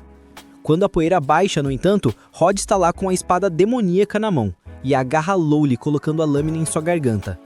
Arrow se amaldiçoa por não ter percebido que precisava atacar a espada e não o corpo de Jorg para derrotá-lo. Mas agora é tarde demais. Ele diz a Arrow que se ele se mover um único centímetro, Lowly está morta. Mas Arrow se move livremente, dizendo que ele não pode matar Lowly. Ray não sabe porque ele está provocando um demônio literal. Mas quando Gilda tenta matar o Lowly, a mão se recusa a se mover. Arrow afirma que Rhodes é muito mais forte do que Jorg jamais foi, então possuí-lo não seria tão fácil. Rhodes crava a espada no chão, libertando Lowly, enquanto Gilda tenta resistir e assumir o controle. Rhodes, no entanto, é demais para ele e consegue se libertar do domínio do demônio, jogando a espada para Arrow, que a corta em pedacinhos, matando o demônio de uma vez por todas. O rolê muda para Rod, no meio de um treinão sinistro com a galera nova da guilda. Só que geral tá apanhando e fugindo, com medo, achando o treino hard demais. Aí, um moleque se ajoelha pra Lia, falando que o pai dela ensina na base da violência. Ela lembra que ele implorou pela vaga e manda na lata. Quer entrar? Tem que ralar ao máximo. Agora que Rod tá focado de novo, ele tá mais ligado do que nunca. E tudo graças ao Arrow. O garoto curioso pergunta se o Arrow não vai colar no campo de treino. Lia explica que ele vazou da guilda e a Reyna foi junto. Por isso estão recrutando gente nova para dar um gás no grupo. Mesmo assim, Lia tá de boa. Acha que cada um tem que seguir seu próprio rumo. A história vai para Arrow, viajando de carruagem para casa da família. O cara que dirige pergunta se ele vai mesmo nessa. Diz que o mestre da espada sumiu desde o torneio. Arrow fala que não tem mais nada para procurar na capital. O motorista comenta que tá tudo na paz por lá e questiona se ele tá voltando para casa ou só para rever a família. Arrow diz que tá voltando para trocar uma ideia com os parentes e testar os poderes novos, achando que dessa vez consegue ganhar da própria mãe. Quando Farah surge quietinha atrás dele, ela sente na hora. Arrow explica que venceu o torneio e quer medir força com ela. Antes de terminar a frase, ela já tá na frente dele, provando que, se tivesse armada, ele tinha perdido. Arrow pergunta se ela sabe o porquê da visita, e ela responde que sim, sugerindo que lutem atrás da montanha. No lugar combinado, ela avança na velocidade da luz, e Arrow consegue bloquear o ataque. Ele saca que só reagiu a tempo porque já conhecia o golpe do quintal de casa. Aí, ele pula bem alto e manda uma sequência de espadadas na mãe. Intrigado, pergunta que técnica ela usou, e ela, na maior tranquilidade, diz que só segurou a espada. Depois de saber que o filho luta sem usar habilidades, ela parou de usar as dela também. Ao atacar sem cuidado, Arrow leva um golpe e o som da briga treme a cidade. A floresta perde árvores com o poder dos dois e num instante eles estão lutando no céu. Depois de um tempo, Farah decide pegar pra valer e vai pra nocautear ele de vez. O papo muda pra Reyna, andando nas terras da aldeia dela e achando estranho o silêncio. Pensa que o barulho que ouviu no caminho deve ser coisa séria. Ela espera encontrar o Arrow. Ao bater na porta da casa dele, é recebida pela irmã mais nova, que pergunta quem é. Reyna diz que é amiga do Arrow e veio bater um papo. A garota olha de cima a baixo e, incomodada com o corpo dela, solta que não quer papo com vaca leiteira e tenta fechar a porta. Reyna impede, e logo Farah aparece com Arrow, pedindo para a filha tratar os convidados com respeito. Quando ela pergunta quem ganhou, Arrow fala que, graças à resistência, ele derrotou a mãe, mas que nos velhos tempos ela teria ganhado fácil. Por isso, não vai comemorar. Os dois ficam sem jeito e Farah pergunta se Arrow não vai apresentar a Reyna. Já dentro de casa, ela comenta que quer falar sobre a Guerra das Espadas, mas está curiosa para saber como os dois se conheceram.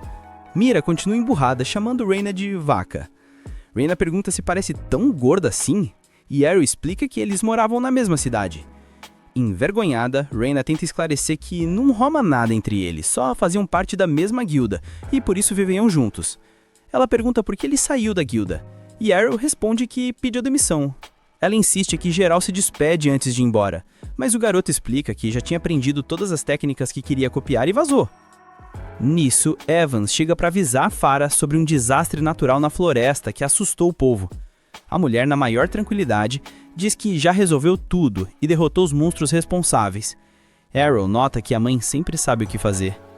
Evans vê que a filha tá ali e pergunta por que ela veio. Farah explica que Rhaena veio para casa deles para aprender a ser uma boa esposa. O homem se emociona, lembrando de como ralou para criá-la bem e agora vê toda madura. Rhaena tenta dizer que só quer melhorar como espadachim, mas ninguém escuta e o pai continua comovido porque acha que ela quer aprender as tarefas de casa. Antes que ela possa explicar de novo, ele se despede porque precisa trabalhar, só pedindo que ela dê o máximo.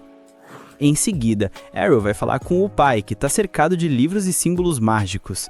O homem afirma que está quase conseguindo uma grande descoberta, um feitiço especial. Arrow pergunta se pode aprender magia, mas o pai lamenta e diz que não vai rolar. A cena muda para Rhaena, tentando cozinhar com Farah, mas segura a faca toda errada e quebra a mesa com a força. Pede desculpa, dizendo que só quer aprender a lutar com espadas. Farah explica que só isso não basta. Um espadachim de verdade une técnica e corpo, e isso inclui prestar atenção no dia a dia. Rhaena promete continuar o treino, deixando Farah feliz, quase como se tivesse ganhado outra filha. Ela então lembra que o Arrow tinha uma irmã mais velha, que foi para a cidade em busca de um futuro melhor, para que o irmão não precisasse viver preso a uma sala de aula. Rhaena sabe que quem não tem habilidade costuma ser zoado, mas acha que não precisa se preocupar com alguém que, mesmo sem dons, é mais forte que todo mundo. A história volta pro Arel, ainda com o pai. O homem mostra como usa magia e conserta uma xícara numa boa. Depois, explica que o filho deveria desistir de tentar. Nunca ouviu falar de alguém que conseguisse usar magia sem ter dons ou habilidades. Arel pensa que talvez não seja impossível, e o pai admite que ele tem talento, mas existem limites que nem o esforço supera. Mostra ao filho todas as espadas que já fez, e explica que quem não tem magia dificilmente evolui. Arel concorda, mas pergunta quem pode mesmo dizer que ele não tem poder mágico. O pai responde que se tivesse magia, teria sido reconhecido durante a bênção e poderia usá-la. Arel insiste que sente magia dentro de si. Ele lembra de quando Rhaena o atacava na guilda, e o pai demonstra preocupação, achando que ela mostra carinho de um jeito agressivo. Arel explica que não era isso, ele só deixava que ela o batesse para fortalecer a resistência. Arel se recorda de quando, ainda na guilda, havia tomado água benta para tentar se curar, só que não sentiu nenhuma força divina agindo. Era como se outra energia dentro do corpo dele estivesse se regenerando.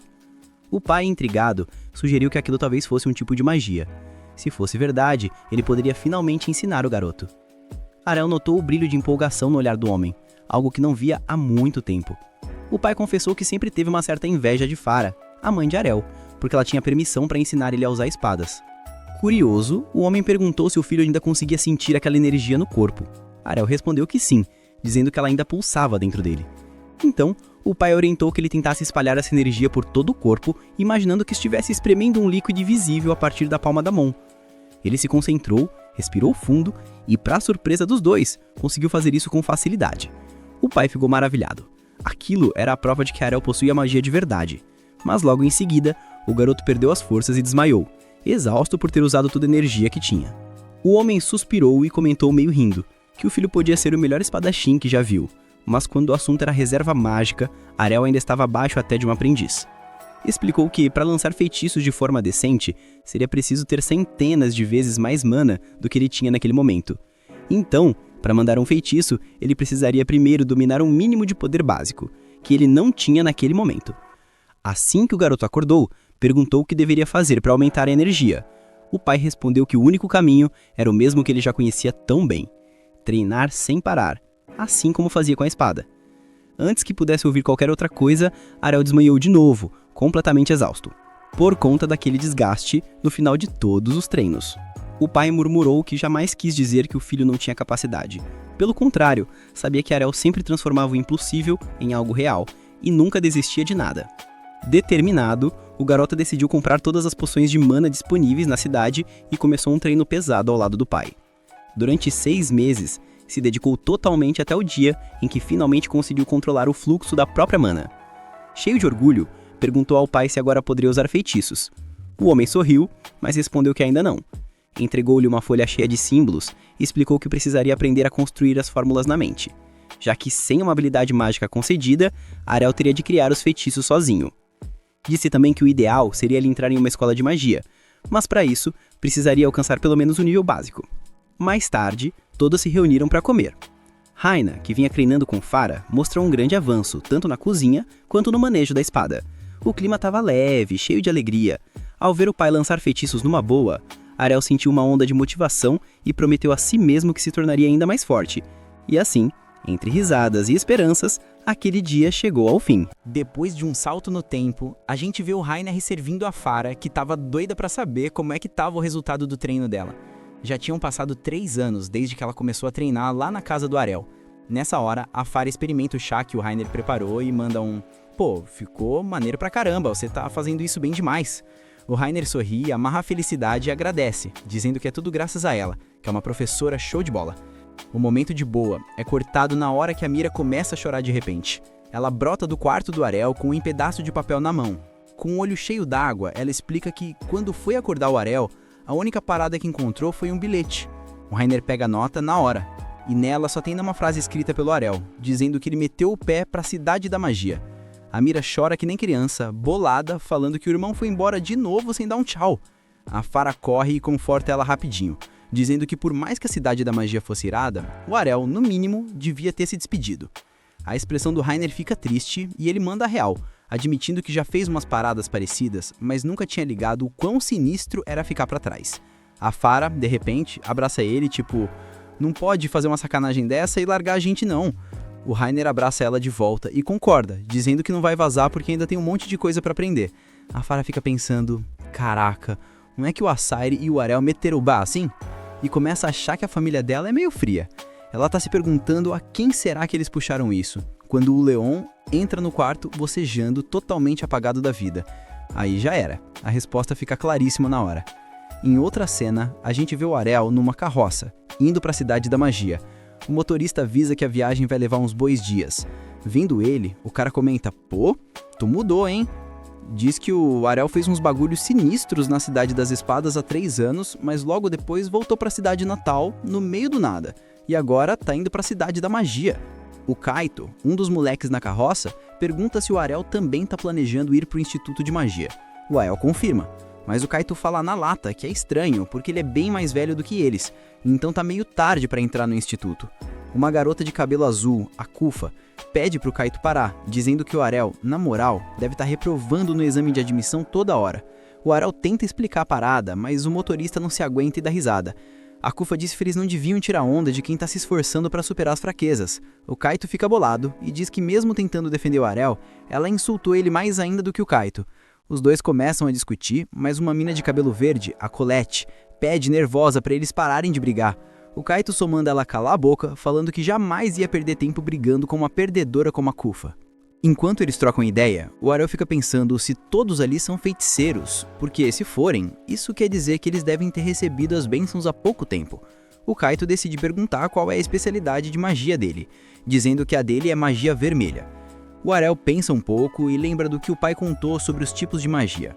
A magia negra tem a ver com escuridão e morte, a branca com luz e vida, a amarela é ligada à terra e metais, a verde ao ar e clima, e a azul a água, gelo e frio. Por último, a do Kaito, a magia vermelha, é sobre fogo e calor.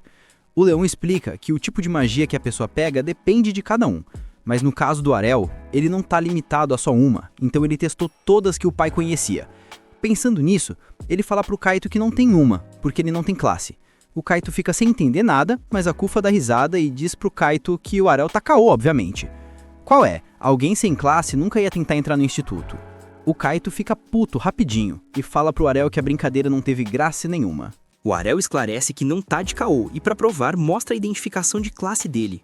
Os moleques ficam chocados ao ver que é verdade. A Colette até comenta que é a primeira vez que vê uma identificação sem classe. O Kaito, agora meio que tirando onda, pergunta pro Ariel se ele sério tá pensando em aprender magia sendo sem classe.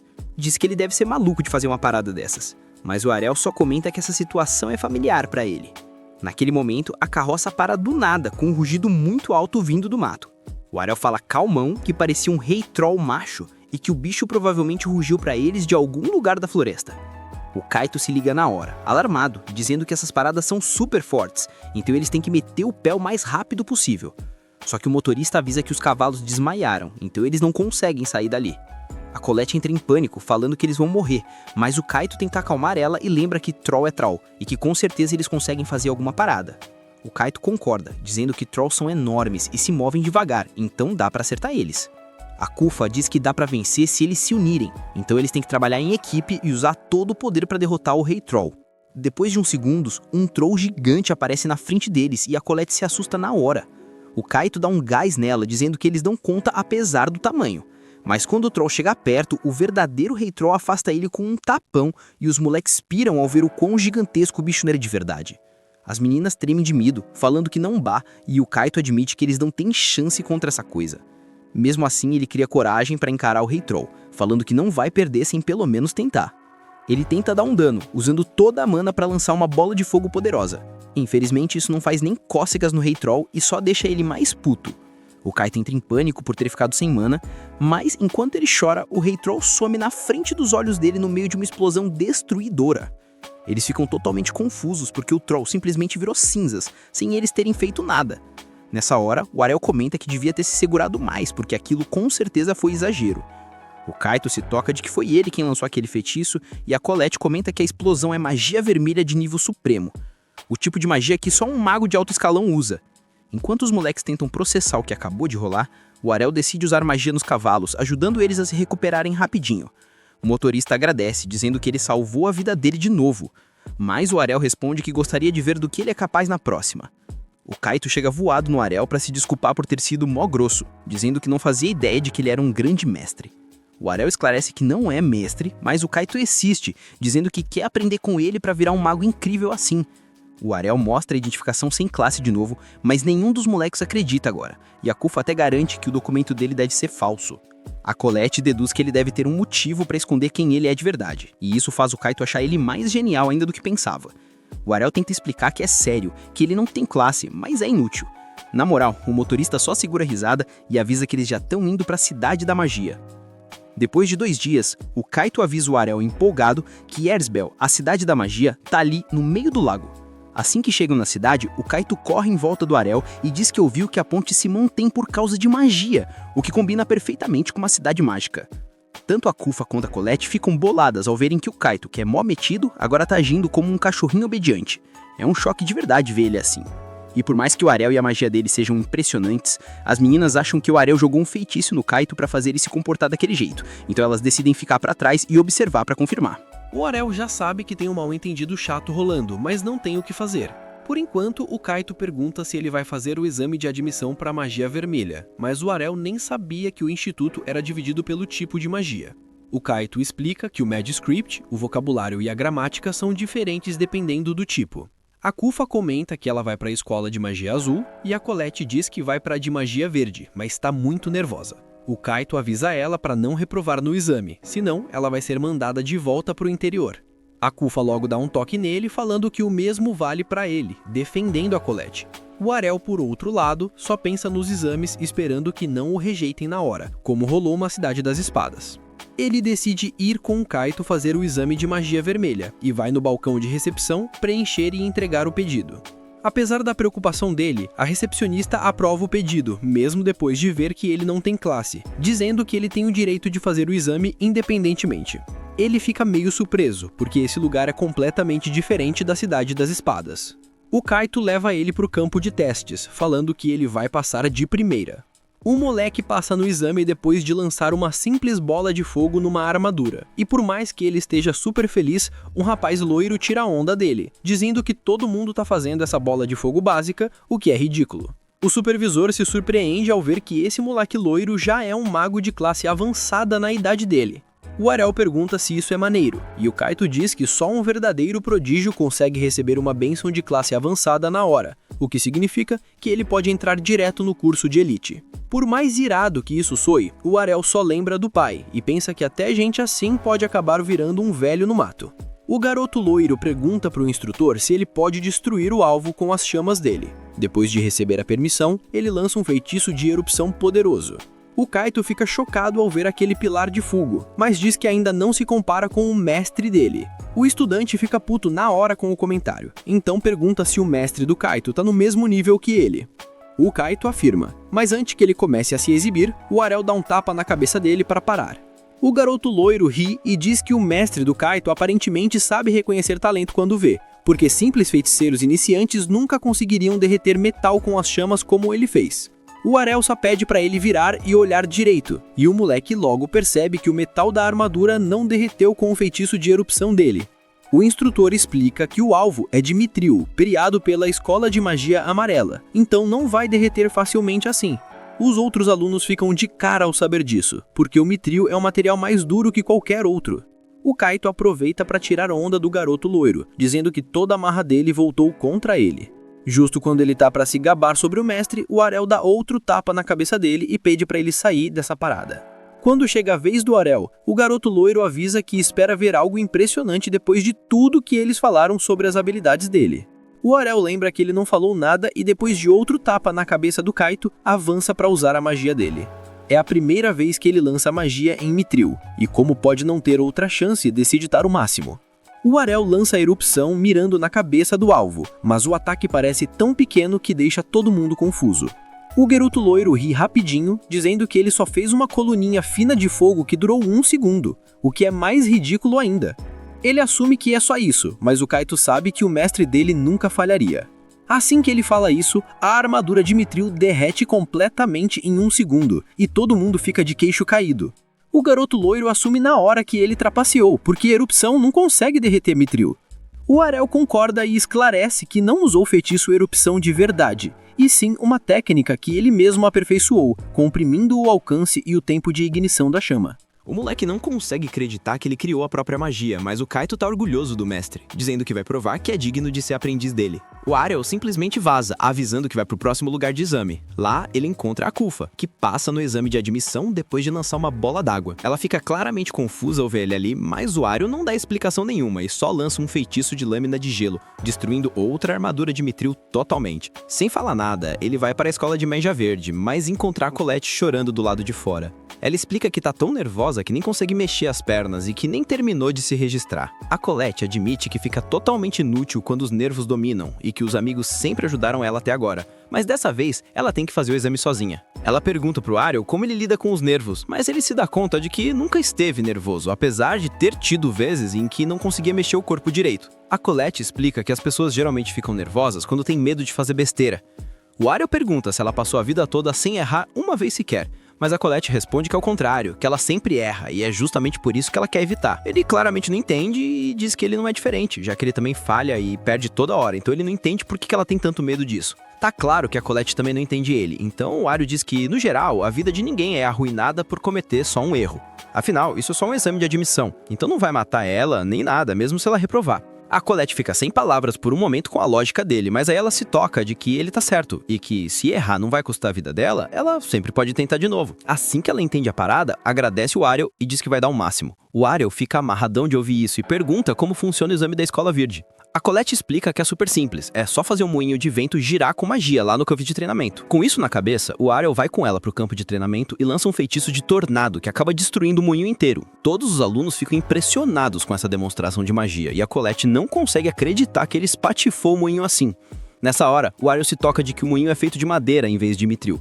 Então, ele usou potência demais. O instrutor, meio nervoso, diz que ele passou, mas avisa pro próximo participante mirar no moinho do lado. A Colette fica apavorada por ter que se apresentar logo depois dessa demonstração de magia incrível, mas o Arel dá uma olhada tranquilizadora pra ela. Ela lembra das palavras dele na hora, sabendo que a vida de ninguém é arruinada por cometer só um erro. Isso dá coragem pra ela se esforçar ao máximo, então ela usa magia pra fazer um moinho de vento girar. Enquanto isso, o Arel vaza pras outras escolas pra fazer os exames de admissão muito rápido. Ele passa com sucesso tanto no exame de magia amarela quanto no de magia branca. Agora, só falta a escola de magia negra. As instalações da escola de magia negra parecem meio caídas por fora, mas o Arel nem se liga nisso e simplesmente entra, ignorando quão abandonado tá tudo. Ele admite que parece um prédio largado e nota uma caixa com uma criatura esquisita dentro. Enquanto ele se pergunta que parada é aquela, o grito repentino de uma garota faz ele levar um susto. A garota, que aparentemente é estudante da escola de magia negra, tropeça na direção dele e começa a procurar desesperadamente algo. Assustada, ela pergunta se ele viu o Uchi, dizendo que o Uchi sumiu. Meio confuso, o Ariel saca que ela tá falando da criatura dentro da caixa, então avisa que ouviu algo vindo de lá. A garota tira o bicho da caixa na hora e suspira aliviada, explicando que é uma quimera que ela mesma criou. O Ariel dá uma risadinha meio sem graça com isso, quando de repente um esqueleto toca no ombro dele e diz que ele não é familiar. O esqueleto dá as boas-vindas para a escola de magia negra, mas o Ariel, sem pensar 2 vezes, decapita ele com a espada. O esqueleto pega a cabeça rapidinho e reclama de como ele é cruel, perguntando por que alguém simplesmente decapitaria uma dama assim. O Ariel pergunta se ele é um monstro ou um morto-vivo, mas o esqueleto responde que o nome dele é Natália e que ele é só um físico bonito. Ignorando o fato de ser um esqueleto, o Ariel pergunta onde é o exame de admissão para a escola de magia negra, mas a Natália esclarece que não tem exame de admissão ali, porque nunca teve muitos alunos interessados em aprender magia negra, e é por isso que todo mundo é bem-vindo. O Ariel pensa sinceramente que eles deviam ser um pouco mais seletivos, mas ao ver a garota de antes, fica claro que eles realmente aceitam qualquer um. Depois de se registrar, o Kaito, a Kufa e a Colette encontram ele na cidade, e os 3 perguntam para qual escola ele vai. Ele esclarece que não vai escolher uma, porque simplesmente vai em todas. O Kaito avisa que é loucura ir para 3 escolas ao mesmo tempo, por melhor que ele seja em magia. No entanto, o Ariel deixa eles mais chocados ainda quando diz que na real ele vai frequentar 6 escolas ao mesmo tempo: vermelha, azul, verde, amarela, branca e negra. A galera simplesmente não botou fé na história do Ariel. Eles olhavam com aquela cara de isso é impossível, e para acabar com o mistério de uma vez por todas, Ariel teve que fazer a prova definitiva. Despejou sobre a mesa todas as carteirinhas de identificação que ele havia recebido das 6 instituições de ensino que o aceitaram. Ao verem um monte de cartões, um para cada escola diferente, finalmente se convenceram da loucura, mas ficaram chocados com a audácia do garoto. A principal dúvida era, como é que as escolas permitem que ele estude em tudo que é canto ao mesmo tempo? Isso não deveria ser rastreável? Ariel, com seu raciocínio prático de sempre, sacou que a jogada era que cada escola mantinha a informação dos alunos às 7 chaves. A falta de comunicação impedia que uma soubesse que ele já estava matriculado em outra. Mas aí vinha o verdadeiro pepino grande para resolver. O maior perrengue de Ariel era o caos nos horários, pois as aulas das diferentes escolas se chocavam direto, tornando o comparecimento integral impraticável. A sorte do Prota era que a presença em sala de aula só valia 20% na nota final, ou seja, ele podia compensar essa falta tirando notões espetaculares nas provas. Colette, porém, que era mais ligada nos detalhes acadêmicos, logo avisou que a missão ia ser tensa de todo jeito, hein? Ela explicou que os livros didáticos eram insuficientes e não tinham o conteúdo mais atualizado das aulas. Ariel concordou com o problema e, sem perder tempo, perguntou se a turma topava fechar uma parceria e dividiu no apontamento de classe com ele. Todos aceitaram o acordo. Com essa ajuda estratégica, Ariel reduziu a bagunça para apenas 3 aulas presenciais que ele teria que encarar. Para completar boa notícia, a escola negra revelou não ter um horário fixo e formal, o que reduzia a agenda de Ariel para apenas as escolas de magia branca e amarela. Ao ouvir isso, as 2 minas se entreolharam e se afascaram para um papo secreto, cheias de especulações. Enquanto isso, Kaito, todo animado, convidou Ariel para acompanhá-lo na primeira aula da escola vermelha com ele. As meninas lá no canto achavam uma loucura tentar acompanhar só 2 escolas de prestígio, mas Ariel estava muito de boa, como se estivesse apenas organizando uma lista de compras. Logo, Kaito chamou a turma, avisando que era hora de ir para a aula. Ariel e Kaito entraram na sala caminhando lá pro fundão, mas Royson, o mago avançado e meio exibido, notou os 2 logo de cara. Kaito não perdeu a chance e começou a zoar ele por ter perdido o duelo pro Ariel. Royce o atacou, mandando o Kaito parar de se gabar e acusando Ariel de ser apenas um lançador de feitiços comum. Aí Ariel soltou, com uma calma que irritava o oponente. Não sou um lançador de feitiços. Royce pensou em voz alta. Um mago então? Ariel respondeu. Mago também não sou. Royce se assustou, sentindo a pressão. Um arquimago avançado por acaso? Ariel, para deixar o rapaz completamente bugado, respondeu. Também não sou. O professor entrou e Royce, desesperado e sentindo o orgulho ferido, perguntou qual era a classe do Ariel. O professor abriu o livro e, para o espanto geral, revelou. Ariel não tinha classe nenhuma registrada. Royce ficou em choque total. Ariel e Kaito se ajeitaram, e o professor iniciou a lição, pronto para desafiar a turma. O mestre começou a escrever manuscritos complexos no quadro, fazendo a cabeça de Kaito fritar. Ariel, no entanto, ficou surpreso. O professor estava ensinando a linguagem mágica básica. Ele achou esquisito, afinal, a maioria dos lançadores de feitiços usava os manuscritos de forma instintiva. O professor explicou que, embora não precisassem para feitiços simples, dominar um manuscrito era essencial para magias avançadas, pois aumentava o poder, reduzia o dreno de mana e aliviava a tensão no corpo. E mais, permitia criar novos efeitos rearranjando a estrutura dos feitiços, como um código de programação. Kaito ligou os pontos na hora. Ariel fazia essa técnica poderosa, manipulando os feitiços com maestria, sem nunca ter tido treino formal. Ariel ficou abismado. Ele achava que estava apenas copiando o pai, que vivia brincando de misturar e otimizar feitiços como se fossem peças de montar. No dia seguinte, Ariel estava na escola verde, sentindo-se entediado por não ter absorvido nada novo nas 3 escolas anteriores. Mas o ânimo voltou, lá ensinavam magia de voo. Ele nunca tinha usado, pois o pai tinha fobia de altura, o que restringiu seus experimentos. A professora de vento mandou a galera se visualizar sendo puxada por uma corrente de ar. O Prota percebeu que esse truque só funcionava para quem tinha classe de vento. Enquanto ele pensava em uma alternativa, Colette, segurando a onda, conseguiu subir no ar. Mas logo perdeu o controle, gritou e caiu com tudo no chão. Ela se levantou cheia de poeira e decidida a dominar a habilidade. Ariel tentou voar usando um feitiço de tornado, mas o resultado foi um lançamento descontrolado para o espaço. Ao aterrissar como um meteoro, ele concluiu que a magia foi um pouco over, provou o básico. Colette ajudou ele quando outro aluno chegou zoando os dois, se gabando de que era bom o suficiente para vencer a próxima corrida aérea. Colette explicou que era uma competição de controle de movimento em pistas de obstáculos. Ariel se interessou e quis participar, mas o metido lembrou que ele não sabia voar. Ariel disse que ia aprender com um treino suficiente. A corrida seria em 2 meses. O aluno Snob zombou, dizendo que Ariel precisaria de pelo menos 6 meses e deveria tentar só no próximo ano. Mas Ariel, com a moral lá em cima, garantiu que ia dominar as habilidades de vento a tempo. Colette, contagiada pela confiança, acreditou na hora. Poucos dias depois, Kaito e as meninas foram à Escola Verde. Colette tinha perdido um objeto lá. Kaito estava nervoso por ser tarde, e Kuofa estava morrendo de medo dos boatos de assombração. Kaito tampou os ouvidos, e Kuofa zoou por ser medroso. Enquanto os dois tretavam, Colette pediu silêncio, já era meia-noite. De repente, os dois viram um fantasma flutuando atrás dela e soltaram um berro de terror. O fantasma voou pela janela e tapou a boca de Colette para evitar o grito. Kaito o ameaçou, pronto para lançar um feitiço. O fantasma levantou as mãos e tirou o capuz. Era o Ariel. Ariel perguntou o que faziam lá. Eles rebateram, perguntando por que ele perambulava como um assombro. Ariel apontou para os pés flutuando sobre o chão e explicou que estava praticando as habilidades de voo todas as noites, aproveitando a calmaria. Kuofa ficou aliviada. Kaito se preocupou com a saúde de Ariel, perguntando se ele estava exausto. Ariel tranquilizou, dizendo que estava bem, pois ele também estava dormindo naquele momento. A galera ficou chocada. Ele confirmou que dormia enquanto usava o feitiço para economizar tempo e energia. Kuofa achou impossível, mas ficou admirada com a capacidade de otimização do Prota. Kaito percebeu o quanto tinha relaxado no treino e se sentiu motivado. Ele prometeu se esforçar mais para dominar suas técnicas. O protagonista lembrou que ele deveria primeiro superar o medo de fantasmas, enquanto as garotas também se sentiram inspiradas. Depois de recuperar o objeto, a turma foi embora.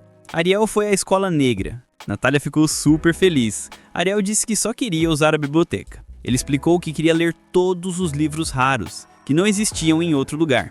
Natália tentou recrutá-lo, mas ele recusou e levou os livros. No dia seguinte, Ariel estava na aula da Escola Vermelha e levantou a mão. Quando o professor se virou, Ariel apontou que uma linha do feitiço no quadro estava escrita errada, corrigindo o mestre na frente da turma. Kaito ficou impressionado. Ariel explicou que teve que memorizar cada feitiço, e para lembrar de tudo, ele encurtava os mais longos, criando atalhos. O professor, intrigado, pediu para Ariel reescrever a versão curta no quadro. Ao ver que Ariel havia eliminado 2 linhas inteiras, o professor reconheceu seu talento, mas alertou que a versão removia todas as seguranças, fazendo o feitiço poder explodir. Ariel respondeu que a proteção divina dele era suficiente para aguentar qualquer explosão, desde que não morresse. O professor ficou pensativo. O professor perguntou se Ariel toparia um teste para pular direto para o 2º ano. Ariel demonstrou interesse, e Royce também pediu para fazer o exame. O professor os levou a uma arena, avisando que teriam que derrotar um monstro. Royce foi primeiro. O professor abriu o portão. Um minotauro gigante saiu, deixando Royce nervoso.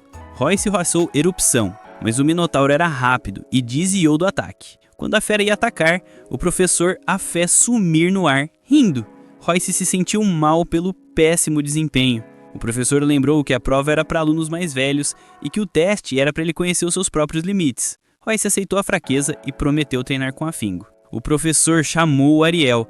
Ariel desceu a arena. O professor abriu o portão, mas outro minotauro saiu. Uma instrutora entrou correndo e revelou que havia liberado um minotauro de nível superior para o Ariel, deixando o professor de cara. O minotauro avançou. Ariel preparou 2 lanças de fogo ardente. A instrutora notou que Ariel priorizava a precisão. Ariel lançou, mas o minotauro saltou por cima delas. Ariel usou uma nova estratégia. Controlou as lanças para atacarem o monstro pela retaguarda. Elas cravaram no corpo. Com o minotauro derrotado, a instrutora perguntou se ele havia adicionado um efeito rastreador. Ariel confirmou. Em seguida, Ariel usou a erupção para incinerar o minotauro. O professor ficou maravilhado, comparando Ariel aos melhores da escola. Ele suspeitou que a classe de Ariel não havia sido detectada. Ariel perguntou se tinha passado sorrindo. O professor Vacas disse que o resultado era óbvio e o instruiu para ir para as aulas de segundo nível. Mais tarde, Kaito se gabou da promoção de Ariel. Ariel, porém, não estava satisfeito. Ele percebeu que a promoção foi um atalho e que as outras escolas talvez não dessem essa chance. As meninas sacaram. Ariel queria ser promovida em todas as escolas. De fato, Ariel planejava obter a promoção em 6 instituições. Volta a fita pro nosso QG. A gente flagra a Raina tentando incorporar o espírito do Masterchef, mas a realidade tá batendo nela com força. A menina tá sofrendo mais que goleiro em dia de 7-1. Só de chegar perto da panela, ela já quase tem um treco com o calor. A Fara, que é a paciência em pessoa, tenta acalmar a garota, dizendo pra ela respirar fundo, mas a Raina é teimosa que só e insiste na missão. Na hora H de jogar o peixe no óleo, a Raina vai com todo cuidado, tremendo igual vara verde. Mas não tem jeito, a bordura espirra e ela toma aquele susto de pular 2 metros de altura. Parece até que tá tancando um boss de fim de fase, mas é só o almoço da galera, pô. A Mira, que não tem muita paciência, já pá ali apressando o processo, mas a Fara manda real. Calma, o aprendizado leva tempo. Ela até cita o nosso protagonista, o Arel, lembrando que ele só virou essa máquina de combate depois de ralar muito. A Mira, sinceramente, acha uma ofensa comparar a Raina com o irmão dela, porque o nível de poder é outro. Já a Raina, lembrando do inferno que foi o treino, fica só imaginando que tipo de loucura o Arel deve estar aprontando por aí. Enquanto isso, lá na Academia de Magia Azul, o Arel já chega na sala da professora Angel com o pé na porta, querendo fazer o exame de promoção na hora. A professora, com aquela cara de quem comeu e não gostou, manda ele baixar a bola e esperar o fim do ano letivo. Mas o nosso garoto não tem tempo a perder. Ele pede uma chance na camaradagem, mas ela retruca dizendo que exceção é só para aluno prodígio. Aí o Arel, na maior humildade, só que zero, solta. Beleza, deixa eu te mostrar minha magia de água agora então. A Angel, já sem saco pra calouro folgado, diz que até passa ele de ano se ele for bem das aulas. O erro dela, dar essa brecha. O Arel não tá na lata, que não quer desperdiçar a vida dele nessas aulas básicas e inúteis. Meu amigo, a professora ficou full pistola. Com orgulho ferido, ela ouve o garoto explicar que não é por mal, é só que o nível dele é muito superior. Essa arrogância faz a Angel desafiar o moleque pro X1. Então prova que você é o brabo mesmo ou cala essa boca. Eles vão pra um pátio afastado, longe da multidão. O Kufa tá de camarote se perguntando se o Arel vai tancar uma quase arquimaga ou se vai virar picolé. A regra é simples, proibido soco e chute, só vale magia. O Arel aceita rindo e recua, deixando a Angel cabreira com tanta calma. Ela já começa apelando com o tornado de gelo sinistro para congelar até os pensamentos dele. O Kufa já estava preparando o enterro, vendo o Arel preso num bloco de gelo maciço. A professora já estava cantando vitória, dando aquela palestrinha de moral, quando, crack, o Arel estilhaça o gelo de dentro para fora, como se fosse isopor. O moleque usou uma barreira para se brindar e saiu 0 bala, sem nenhum arranhão. A Angel fica de cara com a potência do garoto e ele nem deixa ela respirar. Já invoca uma chuva de estacas de gelo. Ela defende achando que é ataque básico, mas o Arel spama mais um monte. Vira uma procação insana, gelo voando pra todo lado, pique filme de Hollywood com orçamento milionário. A Angel percebe que ele tá usando o mesmo golpe do teste de admissão e decide elevar o nível. Desafia ele para um duelo de controle de lâminas de gelo. Aí, meu parceiro, o Arel mostra que não tá pra brincadeira. Ele materializa 100 lâminas flutuantes e cerca a professora por todos os ângulos. Esquerda, direita, costa, cima, baixo. A mulher entra em pânico, porque processar essa quantidade de magia exige um cérebro de computador quântico. Ela tá suando frio, literalmente. E percebe que foi superada por um calouro. O Arel lança tudo de uma vez. Ela só escapa porque criou um domo de proteção ultra reforçado. Mas o nosso prota é estrategista nível 200 de QI. Ele percebe que as estacas dele estão servindo para fortalecer a barreira dela, criando um engu impenetrável. Ele manda um. O combate acabou, deixando ela sem entender nada. Do nada, ele conjura uma lança glacial colossal vindo do céu, estilo meteoro. A professora tenta segurar, mas a lança fura o escudo igual papel. E KO. Vitória humilhante do prota. Depois de amassar na escola azul, o Arel parte para dominar os ventos na escola verde. A meta é virar o avatar das magias, tá ligado? Mas a professora de lá é carne de pescoço, super caxias com as regras. A Colette tenta tirar o Arel dali antes que dê ruim. Mas a professora solta que o diretor pode promover alunos direto. O olho do Arel brilha, mas ela corta o barato. Incomodar o chefe com besteira dá expulsão. Aí a Colette, sagaz como sempre, tem uma ideia brilhante, a grande corrida aérea. Quem ganha recebe o prêmio do próprio diretor. É a chance de ouro. O BO são mais de 300 magos voando e o pau quebra. O Arel nem liga, já conta com a vitória. No dia da corrida, a vibe é de final de Copa do Mundo. Surge um tal de Skake, um mago de vento metido a besta, querendo intimidar nosso herói. O Arel nem sabia quem era o sujeito, o que fere o ego do rival. Sabe aquele NPC genérico que jura que é protagonista? É esse. O Skake tenta zoar, dizendo que o Arel era um fracassado no voo meses atrás. O Prota só responde na paz. Eu treinei, né? O narrador Grade e o comentarista galã Dumbles dão a largada. É o caos total. Uma chuva de noob caindo do céu logo de cara, parecia dominó despencando. Só a elite se mantém no ar. Lá na ponta tá a Dion, a veterana favorita na pista. Mas o Arel e o Skake estão na cola. O Skake fica bolado. Como esse moleque tá me acompanhando? O segredo? O Arel tá voando no vácuo dele pra economizar mana, usando inteligência. Chega a curva mortal do portão. Os líderes passam direto e vão mergulhar no lago. O Skake faz a curva limpa e acha que se livrou. Mas quando olha pra trás, o Arel tá lá, suavão, como se estivesse passeando no shopping. A corrida chega na metade e a Dion liga o turbo, deixando os calouros comendo poeira. O Skake tenta forçar, mas o mana dele zera e ele desiste. Fraco demais, não tancou. Agora é o duelo final, Arel contra Dion. A garota acelera tudo. O Arel sabe que no voo padrão não pega ela. Então ele ativa o modo hacker. Ele começa a soltar explosões de ar comprimido nos pés, usando isso como propulsor. O comentarista Dumbles fica de queixo caído e berra. O moleque tá quebrando a física, ele tá chutando ar pra voar. Isso é técnica de espadachim de elite, precisa ter perna de aço. E é isso mesmo, o Arel tá usando uma técnica de combate pra voar. É como se ele estivesse subindo uma escada invisível no céu. Roubado demais. Eles chegam na reta final rasgando o vento, mas tem aquela curva fechada do portão de novo. Nessa velocidade sônica é impossível fazer a curva sem frear. A Dion reduz para não virar adesivo no muro, mas o Arel, o maluco, não freia.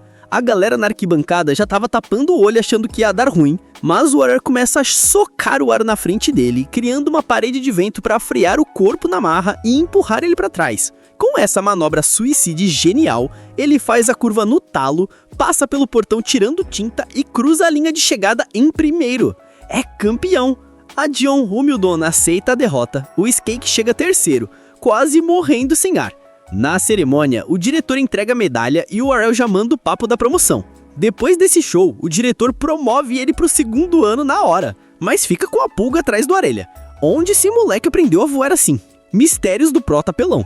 O Arel sai de lá rindo à toura, com as promoções na escola vermelha, azul e verde. Agora faltam só 3 para ele zerar o jogo da magia. E aí, curtiu ver esse mito em ação?